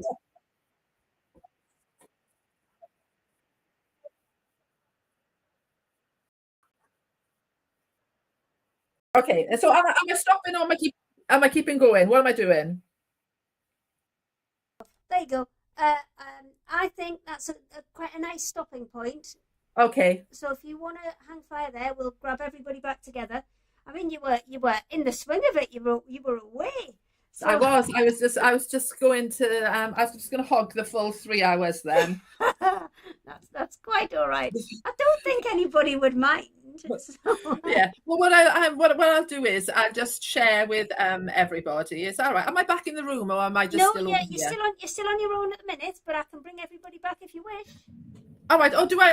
I'm sorry, Hayley. I wasn't listening. Do I finish this or do I come back in the room? I think what we might do is we'll kind of pause that one there because we've kind of shown how to get the sides together, and then in your next demo you can show how to put it all together. Okay, then perfect. Okay. Perfect. Thank you. Let me just grab everybody else. I think we've got everybody, and we've just got a triangle off you, Gail. So if you could maybe pop your face back. Oh. Sorry. There you go. I'm waiting for you to do it. I need staff. For a first go, I think you're doing very well. Wasn't it nice when we're in the studio and everybody did everything for you, and now we have to do it all ourselves? It's you have to think about 17 things, isn't it? It's like, which button am I pressing? Where am I going? Maybe now I realise why we paid them so much money. Yes. They made us look good. As we all know, though, there's a possibility of that again. Not going on to telly, not going on to kind of terrestrial telly again. It will be online only. But after Secret Sewing Club last week, Dan and I obviously made the announcement that we were working on something to bring, at least try and bring the community back and use that Facebook page that was still there for Create and Crafts. Obviously, it's all been renamed now, and it is the Back to the Craft store. But yes, we are working on it. There's just not enough hours in the day right now. But I think people don't realise how much time it takes to get to this point. And while you're trying to do this, you haven't really got anything to show for all the hard work and pulling your hair out and the frustration. Like if you spend, 3 hours, because this takes at least 2 hours to set up before it comes to air, because you've got to do the graphics and you've got to get everybody's cameras in the right places and you've got to check all the microphones and you've got to do all the shenanigans. So it takes a couple of hours before we even get there. But if I'd sat and sewed something for 2 hours, I would have something to show for it. Exactly. Yeah. I know what you mean. I know what you mean. Yeah, it's frustrating, isn't it? And I have projects. I've got there's a pile of jeans things down there that need sorting out. There's an old bear who needs recovering. So yeah, I've got jobs I could be doing. Yeah. You and me both. You and me Doing. both. But I've done 3 loads of washing this morning, and I like being under the bed in the bedroom. So I think I'm doing okay today. Well done. Not giving That's myself quite credit. productive. Yeah. That's more than I've done today. Believe you me. Yeah. However, just as an aside, Oh that no, your not puddings again. now come out of the oven. Look at the size of those bad boys. Oh. That looks like Yeah. I can get a whole roast dinner in those. Scream. It's like a I scream mean, Yorkshire pudding. it's bigger than my hand. He's good, isn't he? He's good. It's a good good rise on a Yorkshire pudding. Sarah, can you chuck it over? I could eat Yeah, it. okay, ready? Oh, wouldn't it be great if that worked? I wish. Oh, love it. Little roast potato, a little bit of roast pork, and all in there, bit of gravy. Yeah. Oh, I used to work in a restaurant when I was younger, and we used to, with the Yorkshire puddings, we used to make brown bread ice cream, and we used to put brown bread ice cream in the Yorkshire pudding. Oh. It was Oh yeah, no, brown bread ice cream's amazing. A little bit of cinnamon on it as well. If you sprinkle cinnamon on it, incredible. Hang on, just rewind. How is the bread getting into the ice cream? well, it's sort of blended and Yeah. candied. It's a bit candied as well, and then Yeah, it's so put they- in the- Tends to get like toasted, caramelized in butter Yeah. and sugar first, and then it goes cold and then gets blended down, so it's like a really fine crumb, and that gets added into the ice cream in the ice cream maker. It's incredible flavour, brown bread ice cream. Mwah. Delicious. But in a Yorkshire pudding, Yeah. Well, you don't think of them as being sweet things, but then when Traditionally you do they think are, about aren't they? With it, jam and all. Yeah. it's pancake batter. Yeah. So Yeah. why wouldn't it be? yeah. We used to put normal ice cream in leftover Yorkshires when I was a kid as well. That was it. Yum. I've heard of so many people jam in them. I've never tried it. Now I want a roast dinner, Sarah. That's really up there. Well, get Dave on it. Get Dave on it. Come on. Dave, roast dinner, please. Just make some. Tell him just to make some Yorkshire puddings. Then you can have it Yorkshire. with jam and ice cream, and just have it as your dessert. I have a Yorkshire pudding fact because Matt took his daughter up to Hull to look at the university yesterday, and I was listening to a podcast about something random, and then this fact appeared that the Aunt Bessie Yorkshire pudding factory is in Hull. So I just rang them. They were all in the car. So I just rang them. Said, I've got a Hull fact for you. The Yorkshire pudding factory's up there. Go and have a look. And they were just like, right, okay, bye. Yeah. I was well excited, and they were having none of it. Love a Yorkshire Nicola. pudding. On that note, are you ready for round 2? Yeah. Oh, I've got something. Dave told me something while Gail was busy working. It's my 8th anniversary on YouTube today. Oh, well Today. done. My YouTube channel is 8 years old. Oh, Well done, lovely, you. well done. Well done. Little fact I didn't know. Mine hasn't even been born yet. Oh, Mine's in the embryotic stage. in 8 years' time, we'll be saying different again. It's like Gail. half an hour of clicking, and then Is it? you'll have a YouTube channel to show for it. Wow. Yeah. Nicola, if Dave knows how to get the money out of YouTube for them to pay you, Oh, I need yeah. to talk to him. Yeah. Yes, you do, because we've just become monetized. Well, we've been monetized for about 3 years, but Yeah, they I've will heard- not accept my tax forms. I can't work out what I've done wrong, and I've Yeah, spent hours and hours. So if I've I'm heard actually ringing 2 or Dave and 3 going, "What do you do?" I've heard I'll 2 or get 3 Dave. people with that problem where Yeah. they technically are monetized and they've got money sitting there, but they can't access any of it. Yeah, Oh. we've got quite a lot of money because we've been monetized for about 3.5 years. Oh, And we've got wow. quite a lot of money sat there, and they just won't accept any. So if anybody out there as well, if anybody has any I did. knowledge of how YouTube works, message me, please. I've spent hours and hours of my life like trying to get hold of them, and there's no Oh, okay. So it might not be such a good idea that I've just become. Oh no, it is. I mean, if the forms are correct, it's fab. But Google AdSense, that's the difficult bit. Right, I am going to hand it over to our 8th anniversary lady, and then she can have another little chat and another little demo. Yes. See ya. Well, I'm seeing you because I'm still here. They've all gone. I bet Sarah's gone to eat her Yorkshire pudding. I just wanted to show you as well, while we were off air, I did actually stitch this on the sewing machine. The only thing is, I think once you get to this point, it's going to get a bit tricky. But yes, that's all sewn on the sewing machine with a zigzag stitch. Let's zoom, see if we can. There we go. I think there we go. No, you can't see it, but yeah, I zigzagged that together. So you can do that. So that's that bit there.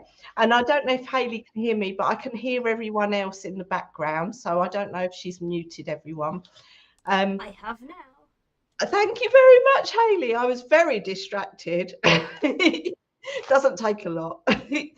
But I'm going to go back to my zip tray bags, which some of you have already bought. So congratulations. Thank you very much.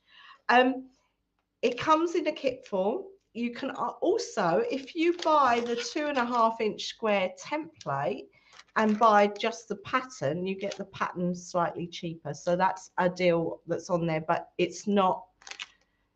It will be automatically reduced if you buy the two together. It's not a deal on this. I didn't make sense of that, but hope you understood what I'm saying. We know what you mean. Thank you, Hayley. I get all wrapped up in my own words, and then I don't know what I'm doing. But you can buy a kit as well, and the kit comes with the template, the pattern, the fabrics, the zips, and the snap fasteners and the bias binding. So this is Moda Pixels, which is a gorgeous fabric, and I'm going to look at that. There, can I just ask, Nicola? I'm on the website at the minute. I'm just going to find yes. Yes, there you go. So these are all in your Secret Sewing Club thing. They are. I'm just having a look at the. Which one did you say came with the template, or was the template set? So if you buy the template and you add the pattern into the cart, I think you get the pattern half price. Dave's going yes in the background. Dave's going yes, that's fine. As long as Dave says yes, we're all good then. Dave says yes. So if you buy the 2.5-inch square and the zip tray bag pattern, once you go through to checkout, you get the pattern for half price, which I think is £3. So that's a good deal, really. Or you can get a kit to make the trays. So this is the Moda Pixels. This is Tula Pink, and this is Raccoons. It's so cute. There's little raccoon. Let's go to the. I'm going to zoom.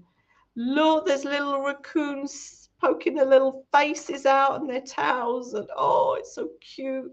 And while I've got the zoom on, this is the Tula Pink Raccoons in violet. And again, I've put the navy zip with this one because it went with the little raccoon faces. I thought that was really cute. So there's the 3 kits. Voila! And I am going to do a little demo on the zip tray bag. Now I'm going to do a little demo here today, but next week I'm hoping to do an actual YouTube video from start to finish. So keep your eye out for that as well. I'm going to move these out of the way. And I am going to. Nicola, you were worried about doing this demo because obviously Sarah's just done a zip, but this is a different type of zip, isn't it? This is an open zip that comes apart. Yeah. At the end. So the zips in the project packets that Sarah did are amazing, but I'm just going to show you how I do it for this if you don't have those zips. So yeah, but I'll come to that in a little while. I'm going to start with the squares because you know on the jewel we have pesky points. Let's zoom in because this is a smaller shape. on the squares, you have funny corners, and I need to think of a name for the funny corners, really. Cranky corners, maybe?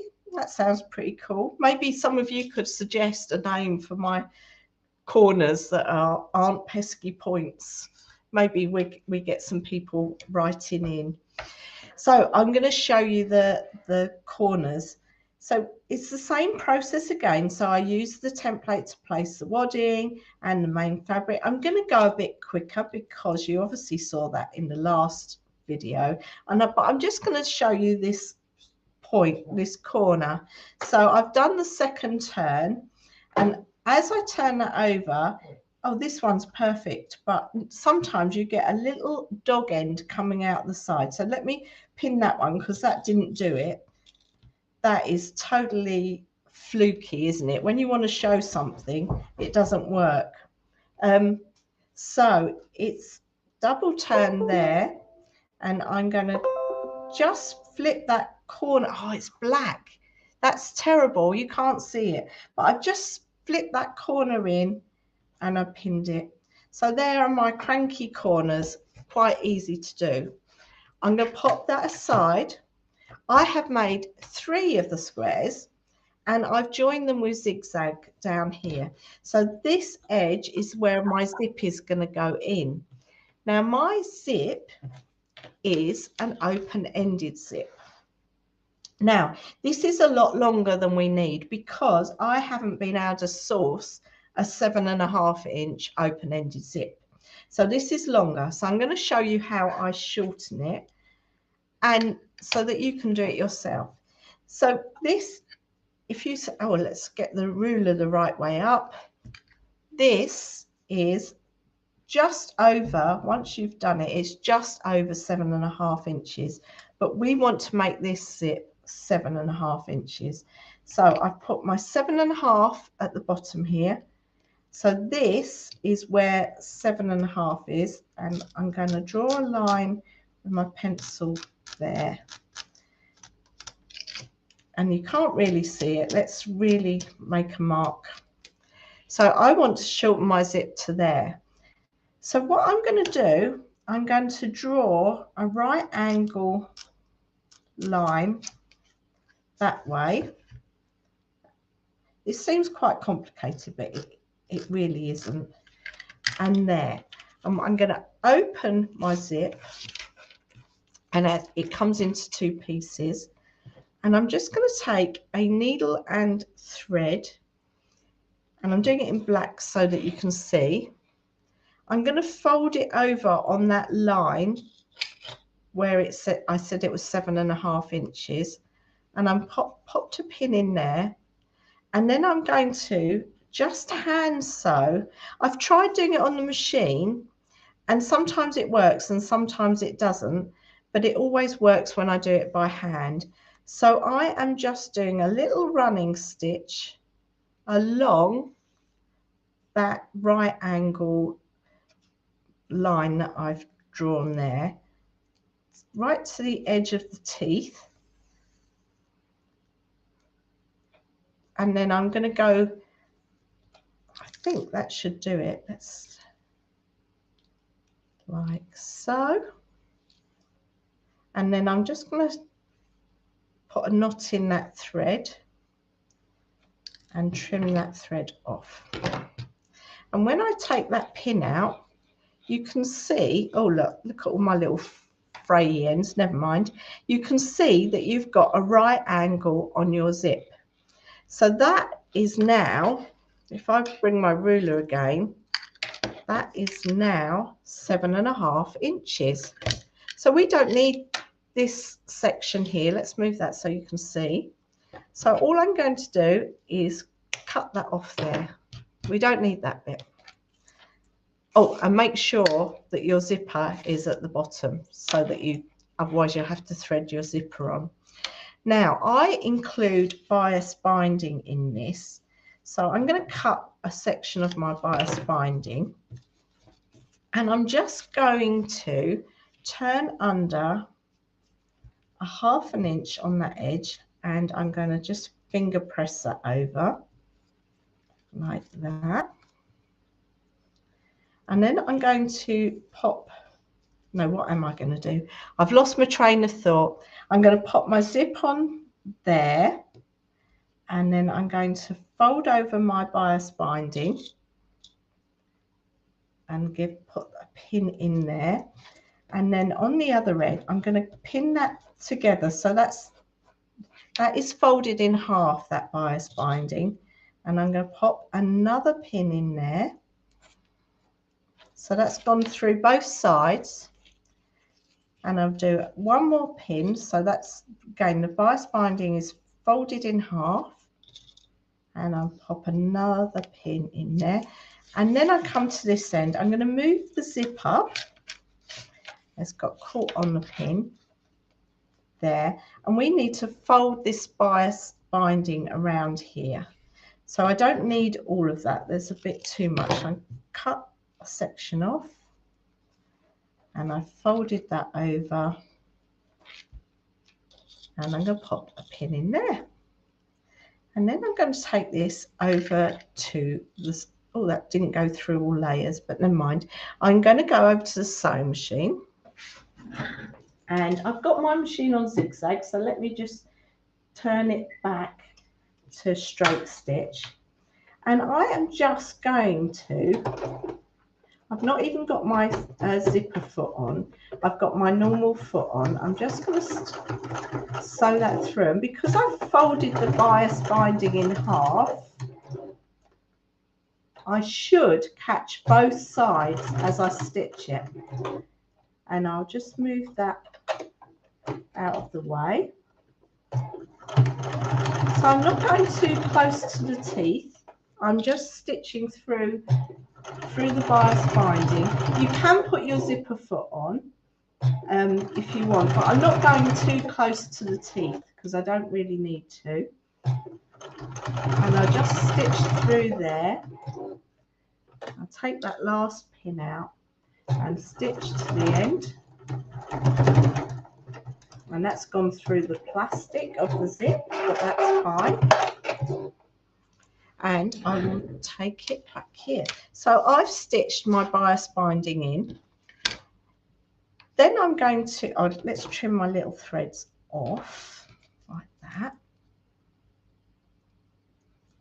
And then all I'm going to do is lay my panel onto, I'm going to tuck that little, see if, I can tuck that in when I stitch it. I'm going to pop that on top, and I'm going to pop a pin in the middle, and I'm going to move that zipper, and I'm going to pin that end too,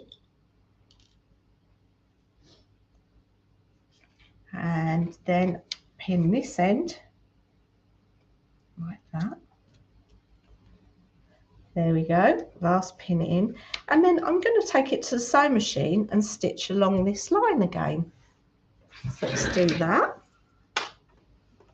I'm just going to move that metal piece at the end out of the way. And again, I haven't bothered with my zipper foot because it's not right up against the teeth. Because we're stitching through the Quilt-as-you-go binding, you're not going right next to the teeth, if that makes sense. I'm sure it does. And we're stitching along. And then I'm going to leave them, see if I struggle, move my foot of my machine doesn't raise very well. No, it's not going to play ball. So I am going to just put a stay stitch in there, move my zipper out of the way, and then go back to where I started again, and then go along, take my needle out, and I just want to get the end here.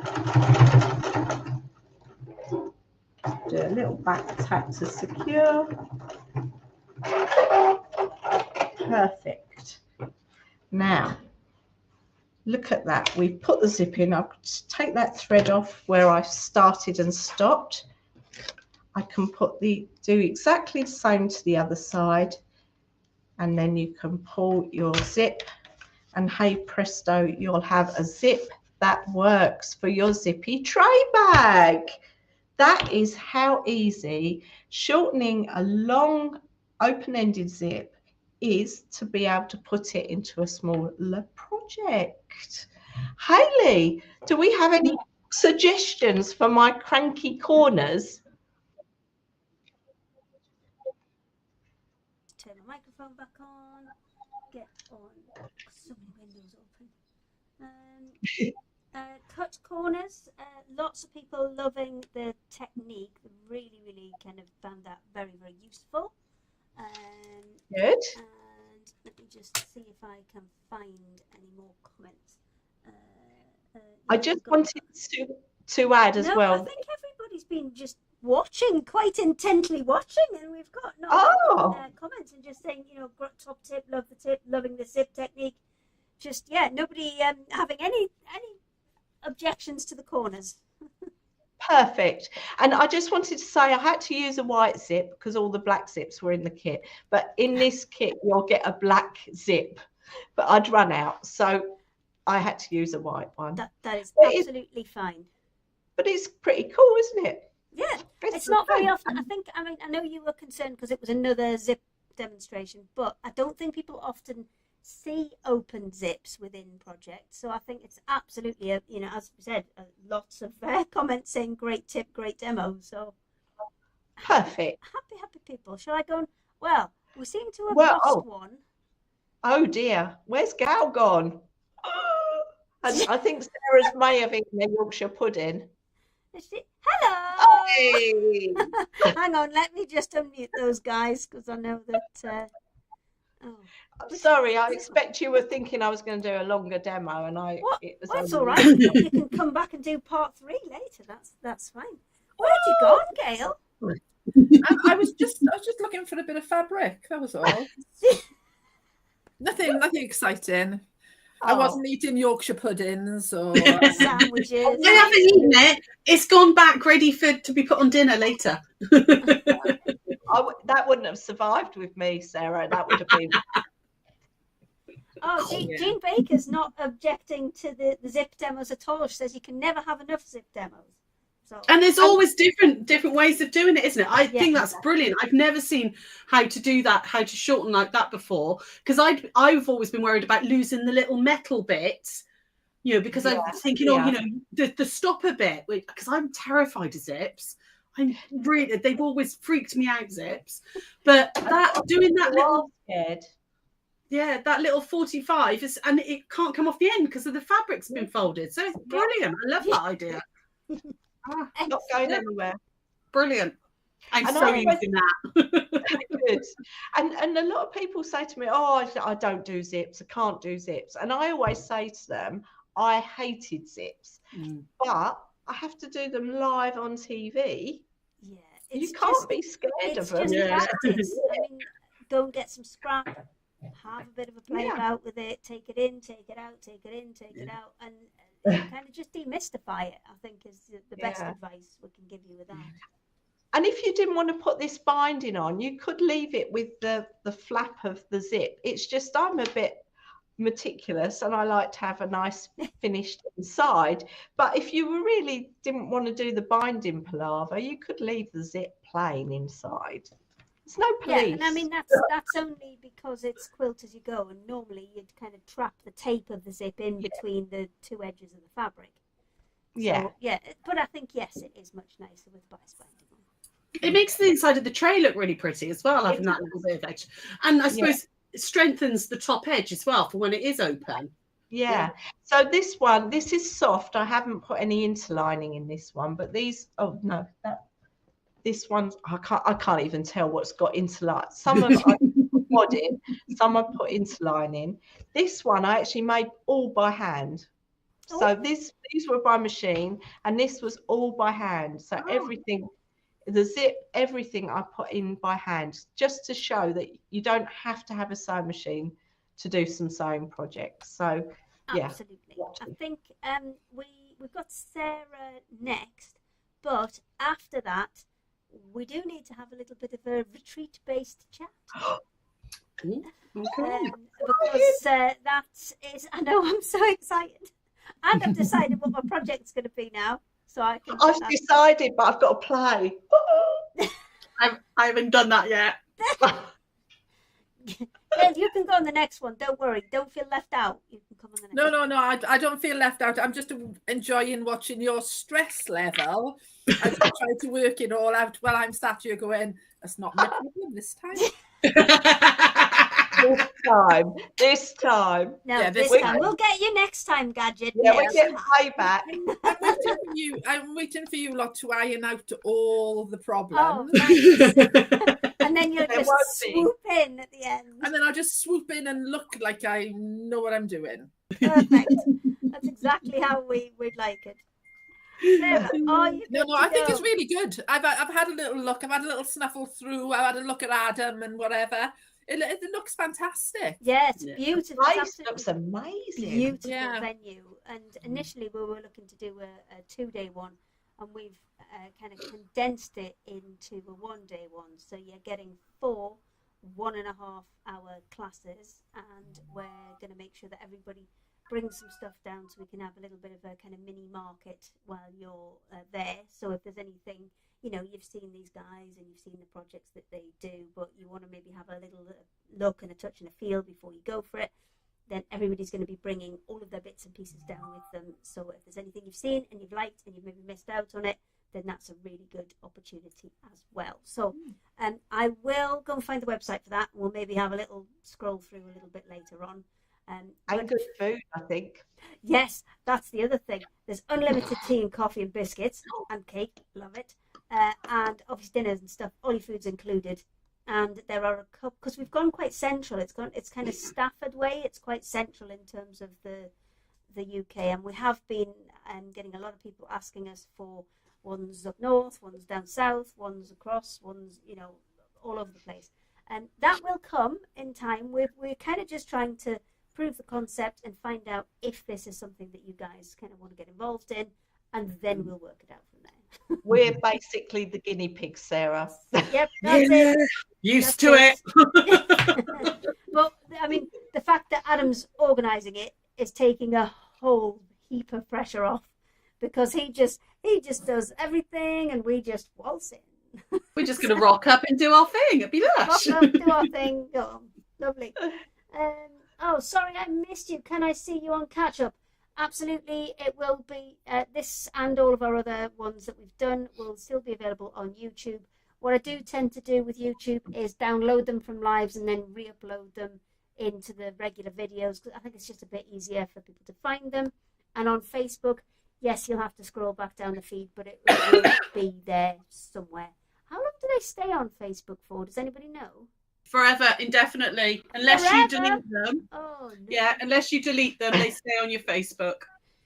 And that goes back to Hayley, when you said when we were all makeupless, when we were. Oh, I still am today. And you said, oh, let's just put this on Facebook for the fun of it. And I was like, no. No, I am still makeupless. I did 10 days ago. I did Sewing Street. And the makeup just really messes with. I've got very sensitive skin. It just messes with it. So it's staying off for the time being. So you just take what you get. That's it is what it is. Sarah Jane, this is your Sarah Jane, Sarah. Yeah. Says, Sarah, do you think we could get Adam to set up for our shows? I don't know. I think he might be a bit expensive. We'll just take the husbands instead. They have to do it for free. Right. And okay, then over to you, and you can do your second demo. If there's space, we'll go around again, because I know there's. It'd be nice to see yours. Nicola's going, no. No, but it would be nice to see it. I know you're doing a full demo. Is it Wednesday? Did you say? I'm going to. Oh, sorry. First of all, Nicola. I'm going to do a YouTube video this week on the zip tray bag from start to finish. So it'll be sometime. Okay. And Gail, you're definitely Wednesday for your. Yeah, I'm going to do a live on Wednesday. And I'll either finish the advent boxes and I'll do a bit on Petal and Sprout. Perfect. Right. Well, Sarah, you've got loads of lives all the time. All the time. You can't get rid of me. Everybody about them. Well, and it's your turn, which is now. Cool. Hiya. Yeah, so we do, for those of you who are new and everything, we do lives on a Tuesday, Wednesday and Thursday. Tuesday and Thursday are at 1 o'clock and Wednesday is at 7 o'clock. Tuesday is always a block of the week, or not most of the time, but always normally a block of the week. Wednesday evening, we do a different project, which is a little bit more involved because we've got a bit more time on an evening. And then Thursday, Sarah Jane will also then, she tends to do like a sewing type project. We do have a brand new quilt along starting soon. It's completely free. It will be on it's starting on February the 5th on the Wednesday evening at 7 o'clock, and it'll run for 5 weeks. It's, like I said, completely free to join in. If you want to, the details of fabric requirements and stuff like that, if you scroll back on White Gecko Craft Lounge Facebook page, I will repost that again in the next couple of days, so you've got the fabric requirements and a picture of what we're actually doing. But yeah, that's completely free for you guys to join in if you fancy. If you've never done quilting before, it's very easy, I promise. It looks way more complicated, the picture, than it actually is. It's all very basic techniques. If you can sew a straight line, you can absolutely do this quilt along. So that starts on February the 5th. Obviously, we were just talking about the Secret Sewing Club retreat, but we have had some spaces come available for our own retreats in April, which is, I think there's one on the 4th to the 6th of April. There's one on the 7th to the 9th of April, and I think there's about 4 or 5 on the 10th to the 12th of April. So yeah, so those should be on our website as well. But yeah, you can always have a little look at that if you want to. So I'm going to very quickly Sarah, take you through. Just before you start, I'm just going to quickly cut to Nicola, because her poor little patient has just arrived to join her. She's got a poorly foot. Oh, look at this. Sorry. That was everything. But I mean, it's important things. There you go. Carry on. Hey, I'm just going to take you through. You've been loving the project wallets. I think they're nearly sold out. So there are a few left on our website if you want them, but they are almost all gone. I am going to show you how to bind them in a moment because there's a certain way you need to bind them because of the vinyl. But just before we do that, I'm going to take you through the Lucky Dip, the mystery box again. I call it mystery box. It's a bag. It's a mystery bag. Okay. So if I come over to here, so there are this is just an example of what you might get. Okay, because I pulled out loads. We've got literally hundreds of half meters, fat quarters and fat eighths to go in the boxes. These are just a few. So for each of the mystery boxes, or Lucky Dip boxes, I think I called them, you will get 2 half meters of fabric. So like, for example, this is Moda, that's Moda, that's a Riley Blake, that's a Macawa one, this is a Lewis and Irene fabric. So they are all, you know, this is a really beautiful piece actually of ombre. These are all like really well-known names. It's, you know, they're all 100% cotton. So you'll get 2 half meters. It will vary. Every box will be different, and it won't necessarily be these. Like I said, I think we've cut about 200 half meters. So it could be anything, but it will be from a brand that you know. So that's the half meters. You will also then get 4 fat quarters. Okay, so the fat quarters we cut ourselves, so they are British sizes. They're 20 inches by 21, and again, there might be some Liberty in there, there'll be Moda in there, that's a Lewis and Irene, that's a Macawa, you know, there's lots of them. There might be boutiques, but they're all again 100% cotton. So you will get 4 fat quarters, a variety of colors, and then you'll get 4 fat eighths as well. So there might be the odd solid in there, but most of them are patterned. Okay, so you would get 1, 2, 3, 4 fat eighths too. Okay, so that's a Liberty one. Again, Macawa, bit of Moda, all sorts in there. So I worked out while Nicola was doing a little demo, it's between 30 and 38 pounds worth of fabric, and they're down to £20. Okay, they're great, particularly if you are doing charity quilts. This is a really good way, because a half-meter piece is you get a lot. Oh, that's a fat quarter. Half-meter pieces, you're getting a lot of fabric. It's full width of fabric at 44. Okay, so just so I just wanted to go back through those just so you had those. And then the other things we've got, remember, we've got the Liberty box as well. So this is the brand new Liberty fabrics. This is the fat quarter bundle. It's all 11 in the range. So you've got all 11 fat quarters in there, and they are down to £40. Okay, so these are, I think they were 52 originally, something like that, but they're down to £40 just for today. I will leave these on until Tuesday morning, okay, at that price. So you're getting all, let me just go to the close up a minute. You're getting all 11 fat quarters in the range, and they are beautiful. They're the Lazenby cotton. I mean, that is enough. That's actually enough fabric to do our Love Liberty quilt pattern. You need to add your background fabric in, but that's enough fat quarters to do a whole quilt, basically. Okay, so there's that as well. Right, back to, we're just going to finish off the project wallet. And I thought, because I've got a million project wallets, that I will give this one. Just realised as well, I lost my nail varnish. I've got one nail. That was at the Newark show. I didn't even realise that had come off. I've lost my nail during packing, unloading last night. Because you'll find it at some point. It's like the acrylic gel polish stuff. It's obviously just the whole thing's pinged off. It's all right. I'm having them done again on Thursday. They'll be a different colour then. We're not worried. I've got no makeup on. You've got one fingernail missing. I've got one fingernail missing.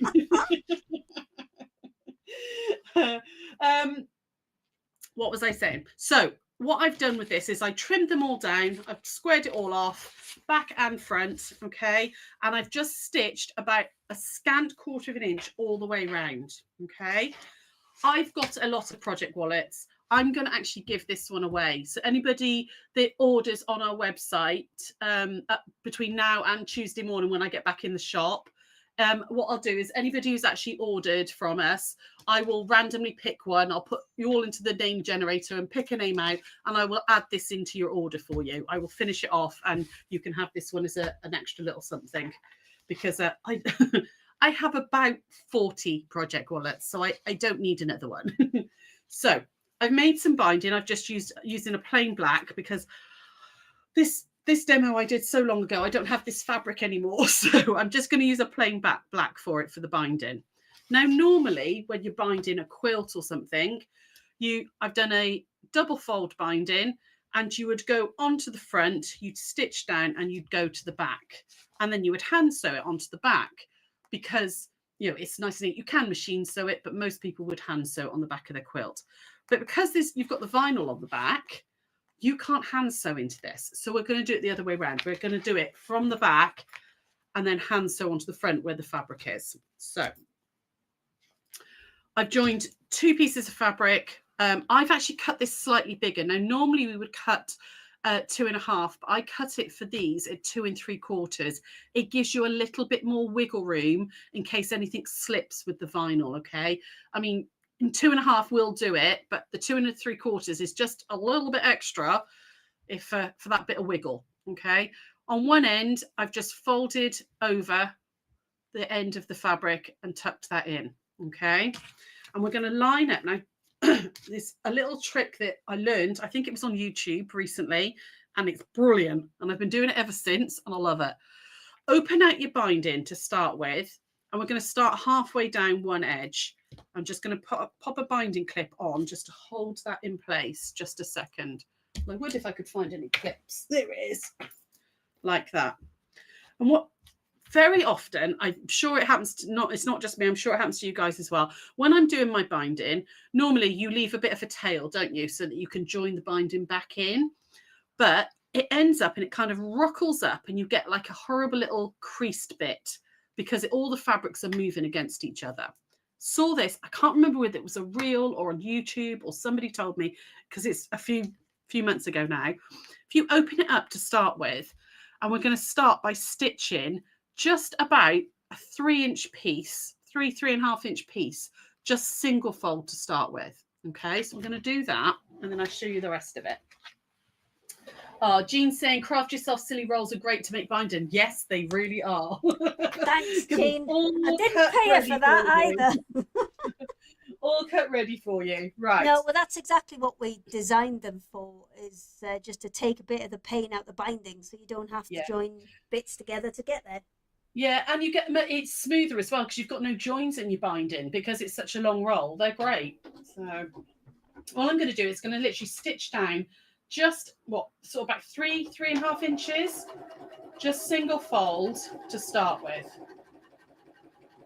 like that. Okay, and then back stitch it. Then just cut your thread and then fold this back over like that, just like you would do normal binding.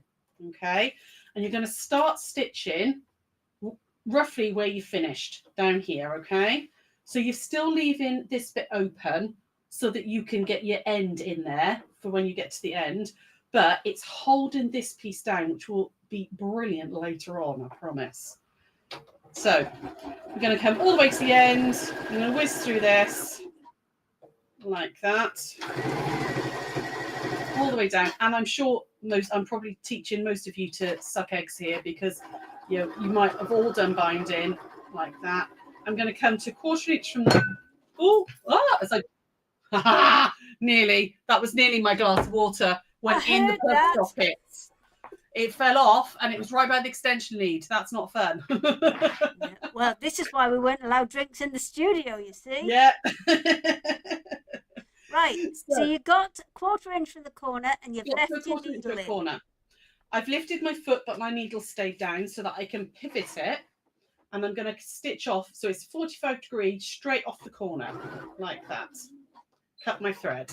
Okay. And I'm going to come back over to the overhead so you can see this a little bit better. And this is how I call it a boomerang, because you're going to throw it away. Hang on. There we go. Move down a little bit. There we go. So I've stitched it. I know it's black thread on black, which is not easy to see. I'm sorry. I should have used a coloured thread. So we're going to go all the way along here, and I've stitched off the edge. Then you're going to boomerang your binding. So you're going to throw it away, and then it comes back. Okay, like that. So as you throw it away, you want to make sure that you're throwing it away straight that way. Can you see that this line here is nice and straight here, and you've got a nice 45-degree angle? And I tend to put my fingernails right on the edge of the project so that when I bring it back, it's got something to fold against. And if it's folded correctly, this should all be lined up. So this edge here should be lined up. So you've got this little flap. I'm sorry, it's really hard for you to see. Little flap of fabric. It's because it's black. Didn't think of that when I thought, I'll put a nice black binding on this project wallet. Pop a binding clip there to hold that down. And then we're going to stitch all the way down this side. Okay, all the way down until we get to this corner down here. And we're going to do exactly the same. We're going to go off at a 45-degree angle. Okay, so I'm going to whip all the way around again, like that. Down we go. Binding doesn't have to be painful, okay? Binding can actually be, I quite like binding. I find it quite therapeutic because it's the end of a project. I feel like I've actually finished something for a change. There we go, all the way down we go. Sorry, black on black was not a good idea. Let me just try and get some more light in here. There we go. Let's see if I can get that so it lights up a bit better. That edge there, needle down, foot up, pivot it so you're coming off at 45. And we're going to repeat that process, okay? So back over we go. This is going to be very dull because I've got to get all the way round to show you how to join it, but we'll get there. And back we go like that. So we've boomeranged that one. We can chat about other stuff in the middle if you like. Yeah, indeed. Why not? Well, while I'm doing this, what do you want to talk about? What have you been up to this week? You didn't tell us. Oh, it's just been stressful. Oh, well, we had a really good show on Sewing Street, which was fantastic. But they don't work the same way as Create and Craft used to. And instead of getting lots of individual printed orders, you get a massive spreadsheet. I can see Gail nodding and laughing. It's not fun, is it? It's all well and good until you've got multiple people working on the same spreadsheet and somebody accidentally deletes one cell, which then moves everybody's orders up by an item. Oh no! So we've got about 100 people that we need to call tomorrow to say, really sorry, you've been sent some wrong stuff, and we need to fix it. Oh, that's a bit of a nightmare, hon. Well, I mean, when I sorted it out, there was about 150 orders that had been affected. So I've gone back through them and checked it against what they should have had. And luckily, there was about 30 to 50 that had ordered something and just by sheer luck had got the right thing. Oh, wow. So yeah, we've got, I think, about 102 people that we have to call tomorrow. Bridget doesn't know about this yet, so I'm hoping she's not watching. Is Bridget going to be watching today? I'm hoping not, because then I can put off the pain for another day. But yeah, otherwise you might say that I'm ringing in sick club. Sorry. That's been going on. We've been what else have we been doing? We've been sorting out all the new exciting stuff to be able to broadcast on the craft store. Yeah. Which is going to be very exciting. We're all excited about that. And yeah, that's just constant. Just phone calls all day, all night. Oh, bless you. It's all good. We'll get there, but we're really excited about it because I think it'll be nice to have everybody in one place again. So when everybody's doing lives, you don't have to jump about looking for them all over the place. Yeah, people can just know when their supplier, their favourite supplier's on. Yeah, exactly. And, so and find them easily. So, well, that's what we're hoping for. That's what we're hoping for. But we will see. We had a bit of a crazy Tuesday. So after the charity live, we had lots of orders from that and stuff to sort. But then I also launched our new group quilt, which is going into Festival of Quilts. So all that went crazy on the website as well. So Sarah Jane tells me off that I need to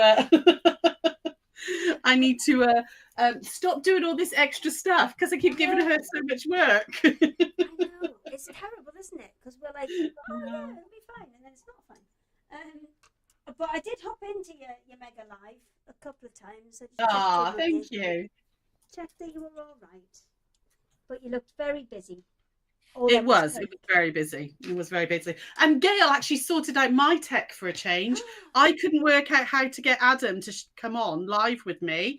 And Gail knew how to do it. It was brilliant. You just press the button.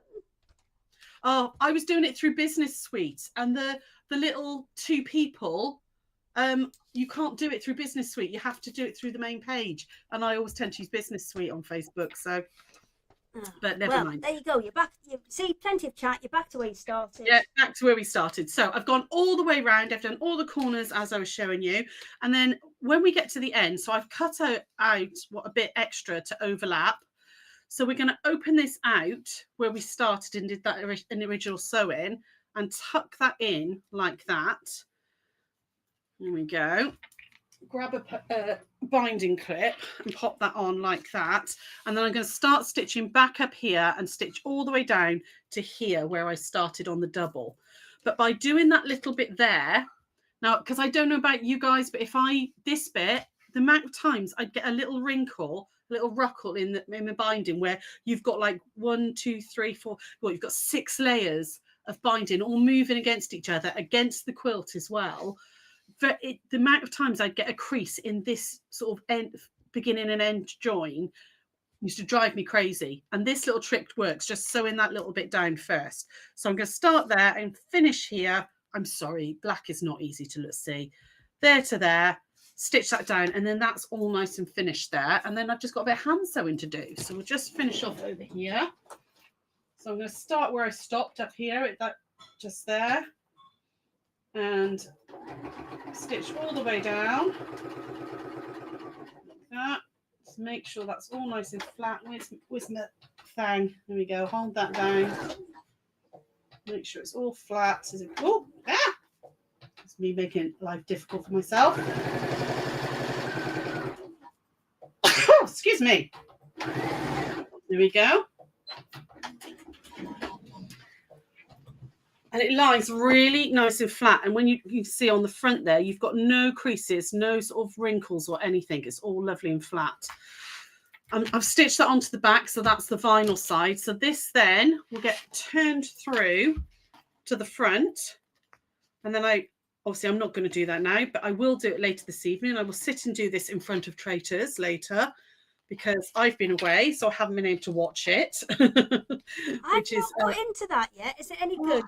Oh, I love it. So we binged watched the first 2 seasons back October time. We didn't watch it when it was on originally, but we binge watched them, and I'm now obsessed with it myself and my husband. And the new series started back New Year's Day, I think it was, something like that. And yeah, but I've been away this week and he's not allowed to watch it without me, so he's desperate to watch it. So that's what I'm going to do. I will sit and hand sew this now. Yeah. So if I just show you on the corners, once I've turned it over to the front like this, if you kind of just run your finger along the edge, so I've folded it over, run your finger, press this here, so you've got a really nice 45-degree angle there. When this then folds over like that, again, I need some clips because I don't want to put pins through the vinyl. So if I hold that down there, there's my phone going on. When that folds over, you get a really nice, neat corner there. You've got a lovely 45-degree angle, which means you can now just hand stitch this on the top. You could, if you wanted to, machine stitch this, but you will get a line of stitching this side, okay, which on the vinyl bit, you'll see. So I like to hand stitch these, and because it's fabric on the front, if you do a little invisible slip stitch with it, you won't see it, but it's nice and neat. It means, because obviously with the vinyl here, you can't, if this was on the back, you can't slip stitch into it because it's vinyl. So really nice and easy to do. I think they are pretty much sold out now, but if you did get them, well done. We do sell the zips by themselves, so you could make your own project wallets up if you wanted to with a little bit of vinyl and have a little go at them. But there are lots of other little bits on there. Somebody did ask about a pattern that I said. That's exactly what I was going to ask you about. It says, please, can Sarah repeat which quilt pattern can be used with the new Liberty Factory? Liberty, yeah. It's called the Love Liberty. I think Sean's actually answered for me. It's called the Love Liberty quilt. Put a link up for you. And it uses fat quarters and 2 meters of fabric. So if you look up Love Liberty on our website, this would be the most stunning quilt, and it's a really easy beginner's quilt as well. But this would look beautiful with this, just with maybe a cream or an off-white as your background fabric. There's enough there to make your quilt, and it's a big double bed size quilt. So there's those are still available on the website. Splendid. I shall go and grab the other guy. Hey, we're back. There we go. Everybody back together. I've lost my ears. I've lost my ears. Oh no! Well, so I can hear what's going on. I tried my talk back one, but it isn't quite as good as this one. This one's better. Right. So let me see. We've been round. Actually, we've gone kind of hang on, anti-clockwise today. We've started with Nicola and kind of worked our way around. It confuses me because on my screen we're in different positions to Facebook. Yeah, on Video Ninja, which is obviously this seamware software that Haley uses. I'm above Haley, and then Nicola's that side, and Gail's down there. But on Facebook, we're all. Well, I mean, I can move you around if you want. No, it's fine. It's all good. It's all good. I mean, I've got the technology. I can move you around if it would make it happen. We have the power. We can use it.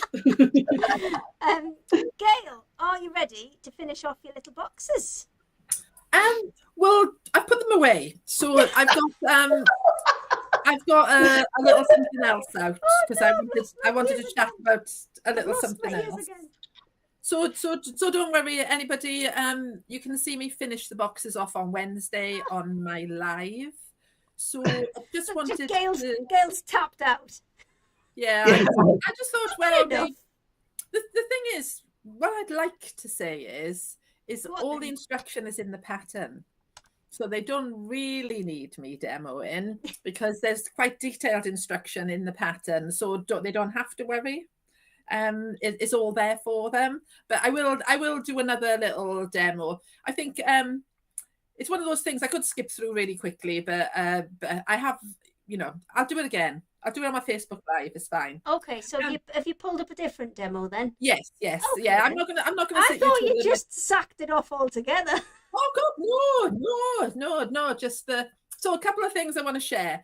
On the Secret Sewing Club at the moment on the page, there's some offers on combining patterns.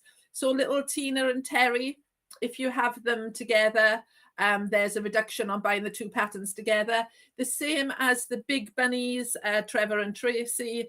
You can combine those together as well for a better price. And there's some other little bunnies and that on there. But if Picks the you're thinking, names, Gail? this is Tina and Terry. Who picks the names? Sorry. I often get my sister involved. So then I just like, you just need to give me a name and that. So my sister just named Petal and Sprout as well. And sometimes if I was a little bit more organized, a couple of times I've thrown it out to my customers to name them. But sometimes I haven't got enough time for that. So occasionally I get my customers to try to guess what I called one of my projects, and then give like a free giveaway and that. So yeah, it keeps everybody on their toes. So yes, there's a little thing on some of the Easter bunnies. What I want to do is just quickly show you the stitchery doodah. So I'm just going to flick the camera over as if by magic. Right, so this is stitchery doodah. I did briefly mention it earlier. That's for the little red work tags. So although I mentioned them as red work, I stitched mine out in various colours. So what the pattern gives you is it gives you 3 separate designs. So you've got the egg, the flower, and the heart. And then you've got 12 stitchery designs. So if I just focus in on the stitchery designs, I don't know whether I need to be closer. So you get 12 stitchery designs. I did put I love you in there. And the reason I put I love you in there was I just thought it would make a nice little tag for Valentine's Day as well. And you can see that you can do the tags in normal felt, or this time I did it in glitter felt. And I know Nicola was talking about invisible thread. I used invisible thread to go around the outside of the tags because I like to use invisible thread on glitter felt because I don't want to distract from the lovely glitter. So all the little stitcheries are done by hand, just with a simple back stitch, just like you would do normal red work. But you can think outside the box with these as well. Maybe you could fussy cut fabric to put in the center if you don't like doing stitcheries. Or you could even, I've just put a photograph of one of my sister's dogs in there. They're good for using for little frames. So it doesn't just have to be for Easter. So here's quickly the designs that are in there. You've got Happy Easter, I love you, some gnomes, some toadstools, an egg, a basket of eggs, some bunnies, some chicks and that. So it's got a nice Eastery theme. And then you've got your 3 shapes. So when I spoke to you earlier about the Japanese fabric folding, about how I like to work with my templates, again, I've used card. I've glued the template to the card, and then I've cut the template out. So you can see here's my template cut out. So these are made from card then and are quick and easy to use. I've also got available, which I did mention earlier, the acrylic templates. There's an offer on a bundle of having all 3 together. This time when I had the templates made, I kept the centre because they're quite handy to draw around. I just thought it's just waste plastic otherwise, so why not keep it? So you can either draw internally around the heart or externally around the heart.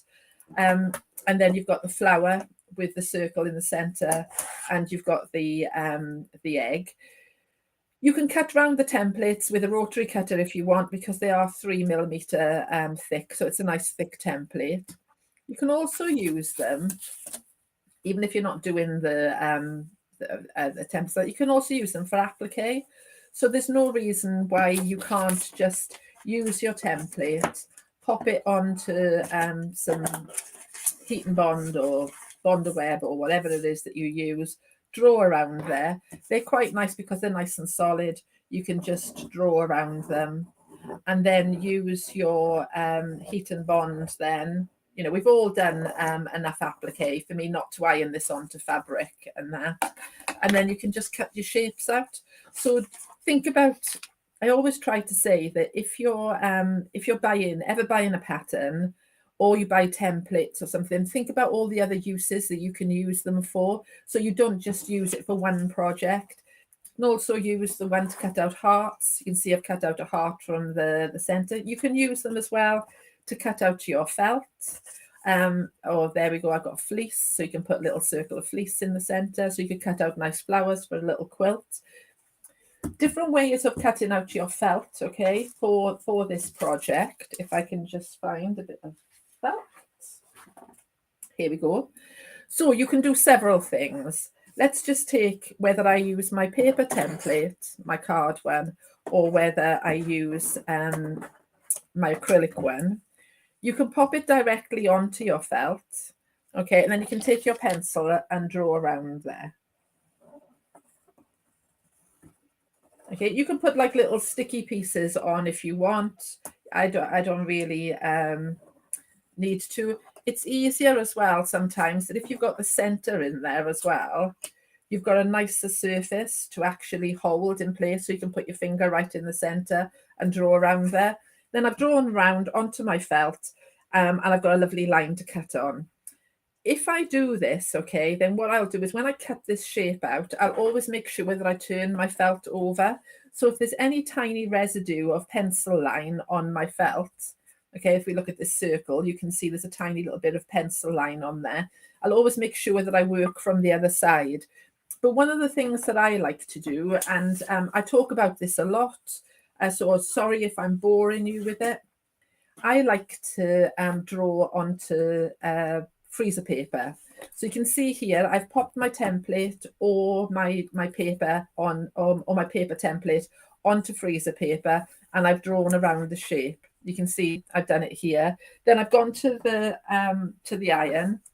Okay, I've ironed it onto my felt. Now I'm speeding through this because you've seen me do this enough times before. And It's also, all right. I do have a couple of questions though, Gail.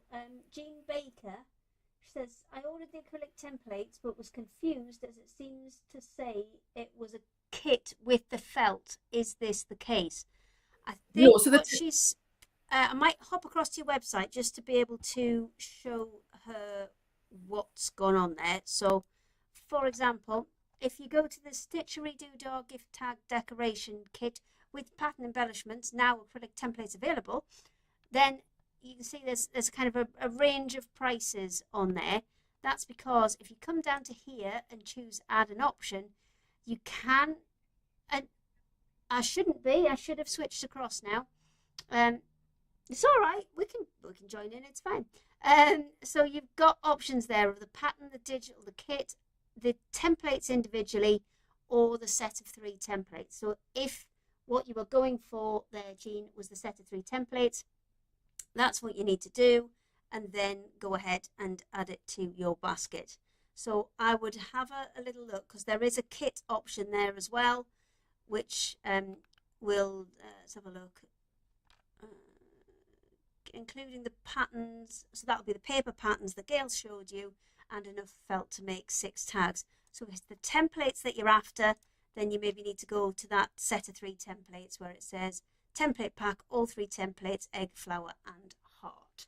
So let me just switch it back to Gail. There you go. Thank you, Hayley. I'd probably made it more confusing because I didn't do the templates before, so I've just added them sort of on the end of the website. So yeah, you can either buy the 3 templates together or the kit, and the kit will give you enough stuff to make 6 tags. So I use the templates then. I like to do it this way. I use the templates to draw onto my freezer paper. I iron my freezer paper onto my felt, and then I cut out. And then what you can do with the center, you can either just fold it and nick into it, or you can use a little craft knife to get going. I use freezer paper a lot to cut out felt because it doesn't leave any residue on there, and you haven't got any pencil lines on there, and it gives you a nice sharp cut. And that's what I used with Petal and Sprout as well, to cut out all those flowers. And so initially when you look at the Petal, you think, oh, I don't know if I want to cut out all those flowers. But because they're already pre-printed with that pattern onto freezer paper for you, you just iron it onto the felt and cut round them. And then it makes it look like you've die cut everything. So then you've got this beautiful egg shape. So the same process with the heart or the flower. And you can see I did one here with glitter felt as well. Then you just peel the paper off. The beauty is you can just iron this back onto another piece of felt and use it again to cut out. And you can see I just peel the paper off the back of here as well. No residue or anything on there to damage your felt.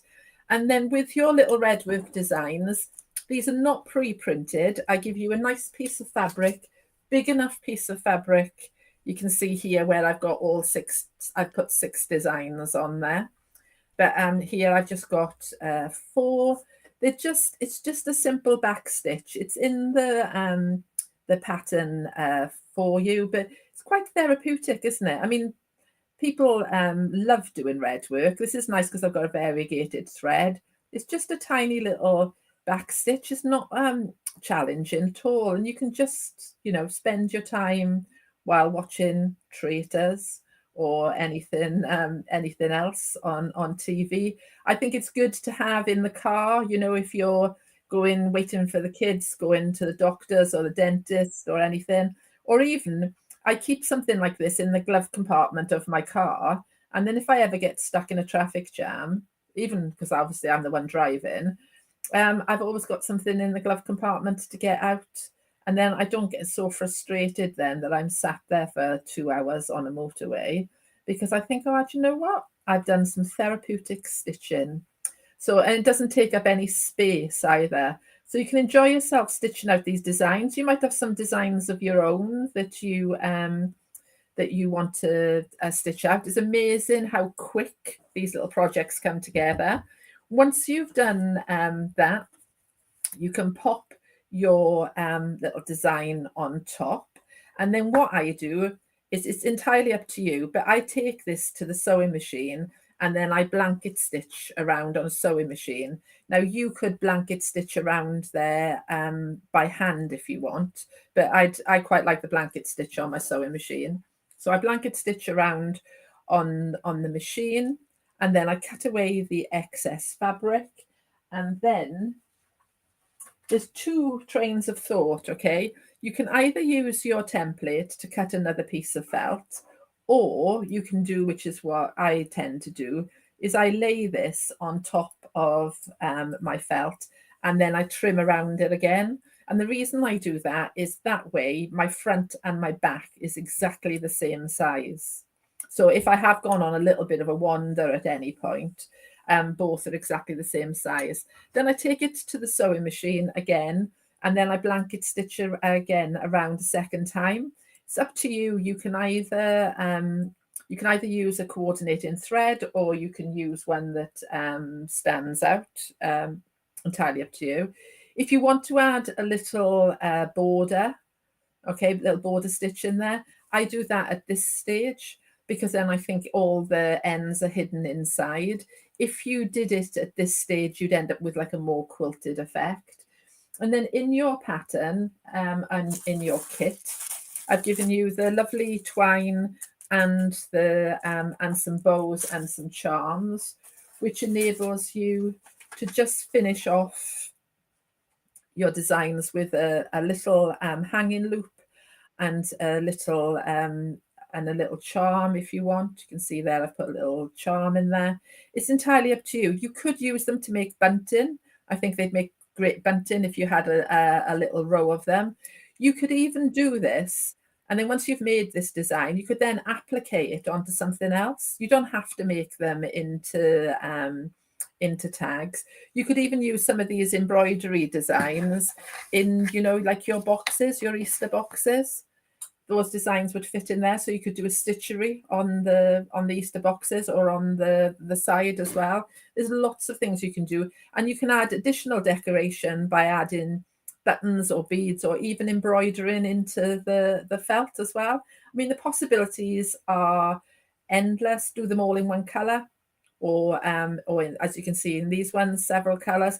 I just think it's a really nice little hand sewn project, and the acrylic templates are a nice addition, but not essential. It's entirely up to you. Let me go and grab the other guys. Thank you. That was a lovely extra demonstration that you kind of weren't. Well, you changed your mind on halfway through, which is absolutely fine. That's what we're here for. Well, I just wanted to show you the stitchery doodle, and that I thought rather than just flash it up, I just wanted to give you a few ideas of what you could do with it. It's your time. You can do with it what you will. Right, so let me just unmute everybody else because you're also over here. Boop, boop. There we go. Everybody back in the room.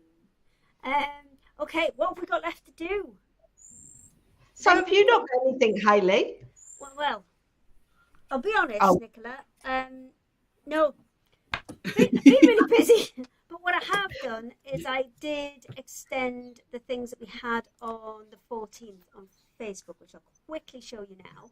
And then we'll maybe have another chat about the retreat as well. So what we do have some special offers on Craft Yourself Silly. So you can either use my QR code or just head to craftyourselfsilly.com. Then head across to the Secret Sewing Club on the 19th of January.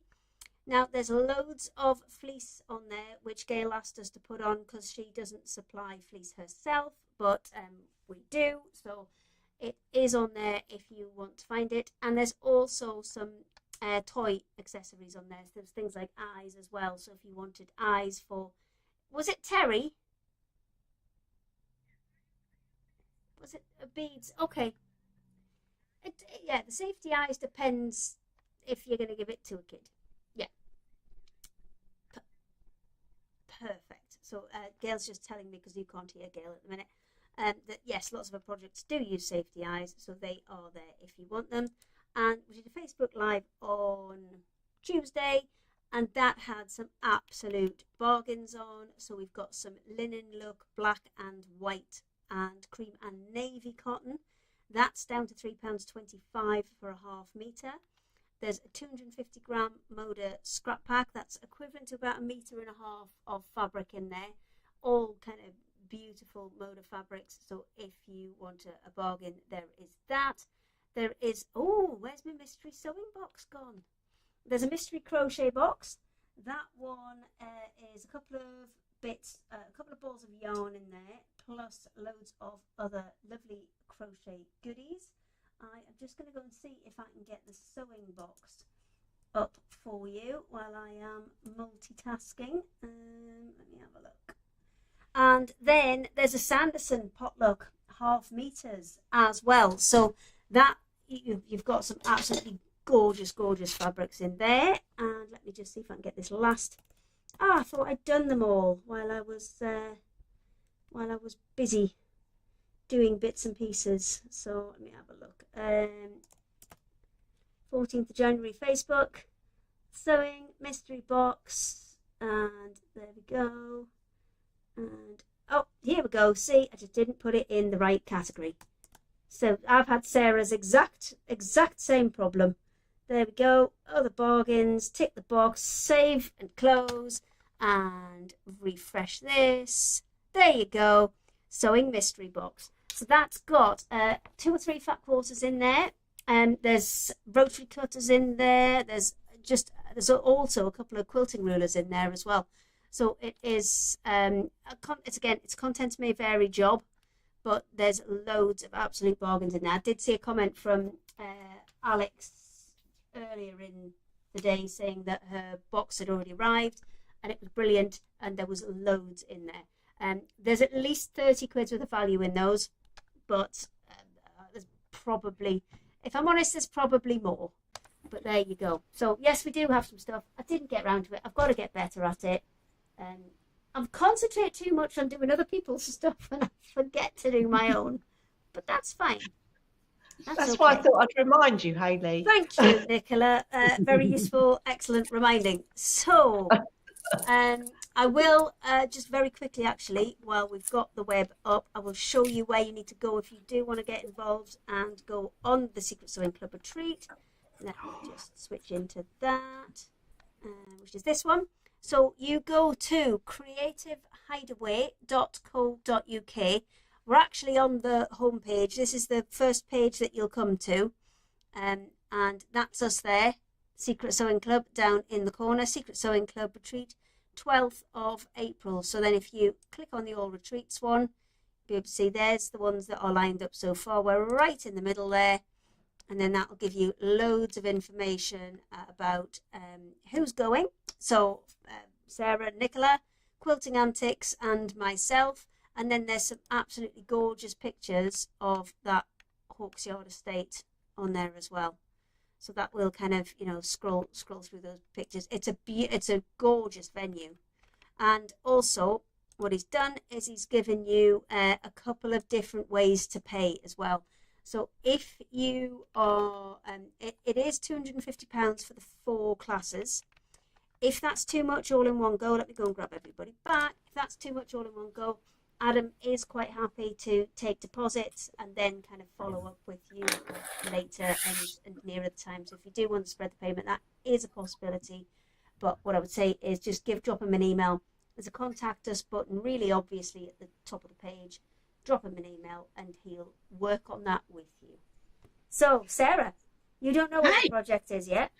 I've got 3 ideas in mind, but I've just got to decide which one I'm going to do. And I've been really busy the last 2 weeks. I haven't had time to actually go, right, that's what we're going to do. Like the beginning of this year has been... It's been crazy. It's really absolutely manic. It went from... Because we took 2 full weeks off. We didn't come back till the 6th. And then it's gone from like 0 to like 100. Yeah, really has.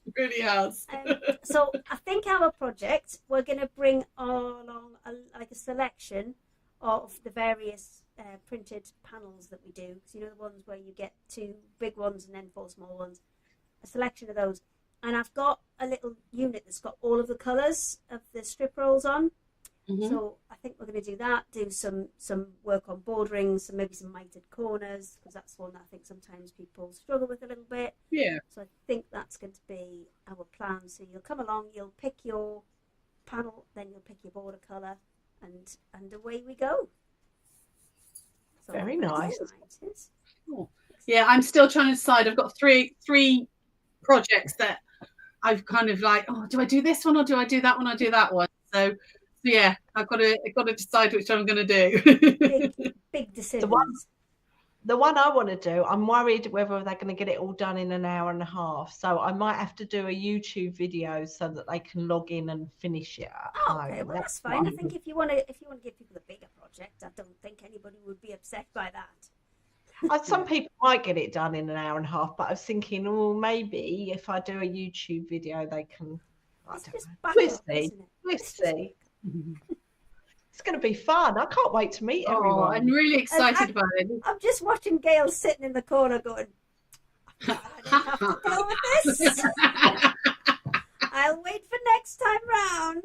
Yeah. I'm just racking my brain thinking, oh my God, what could I do in an hour and a half? Well, I think it also depends on how much prep they have to do, because for your kind of things, if some of the bits are cut out ready for them, then yeah, they've got more of a chance. But if they have to freezer paper everything, then yeah. I've got a little bit of a lead time now, haven't I? So I can give it some. Can have a little think. You can be on the next. Some thought. Yeah. Well, what time? Yeah. Oh, we're almost on time today as well.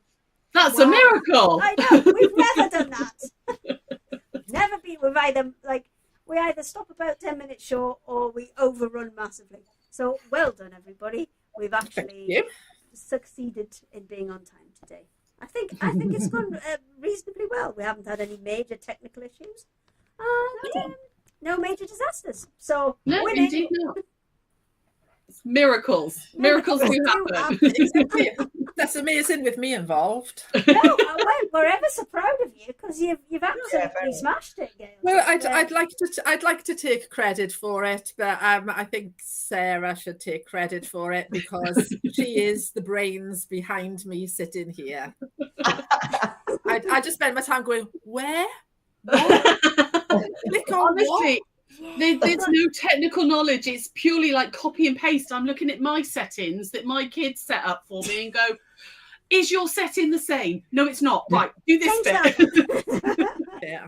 It needs to be the same. Well, I mean, this is the way it is now, so we've all got to kind of get on board with it and just do the bits that we know how to do and leave the rest. Yeah. Exactly. So, Embrace. Your Facebook Live went brilliantly in the end, lovely. We got it all sorted, and now you're all set, and you've done this now, so you're all good. See, this is The world is my lobster. Indeed. Indeed. So, next week, so thank you everybody for this week. Next week, we've got Rowan Dean Mum's Makery. And at the minute, I don't know, because I did have somebody in, and it was a new guest. They were making some new embroidery kits. And I kind of mentioned to them that 5 days is probably not enough time to stitch all your kits up for samples. So they've moved back to the end of February. So I'll find somebody. Don't worry. Fancy coming back, Gail? Yeah. Yes, why not? Well, you know where I am. Well, no, one of you might get a phone call. Yeah. We'll try and no. Not me next week, definitely not. I'm afraid. Yeah. Normally I would say yes, I'll jump in, but no, I've got my grandkids. My son and daughter are off to Prague for the weekend, so I've got them Friday, Saturday, Sunday. So I am going to be a dishevelled mess by Sunday with a 3-year-old. No, and to be honest, I've got a waiting list, so I think that will be fine. It's just I found out on Friday afternoon, so we'll work it out. We always do. And then from the 16th of February, it will be going on to the craft store stream as well. So Cool. more buttons, more buttons. But it's all going to be good. We're working on that now. So I've got about 3 weeks, 3.5, 4 weeks. Yeah. Oh, that might be the one I'm on in February. Do you know what? I look on my calendar. I think that's me as well. It is. Oh, it's you two. And me? No, For you two, I can't remember. No, I think I'm the week out. I can't. I think it's handmade by Hayley. Yeah. But I think I'm the week before, and then she's still in red, after. so she hasn't confirmed yet.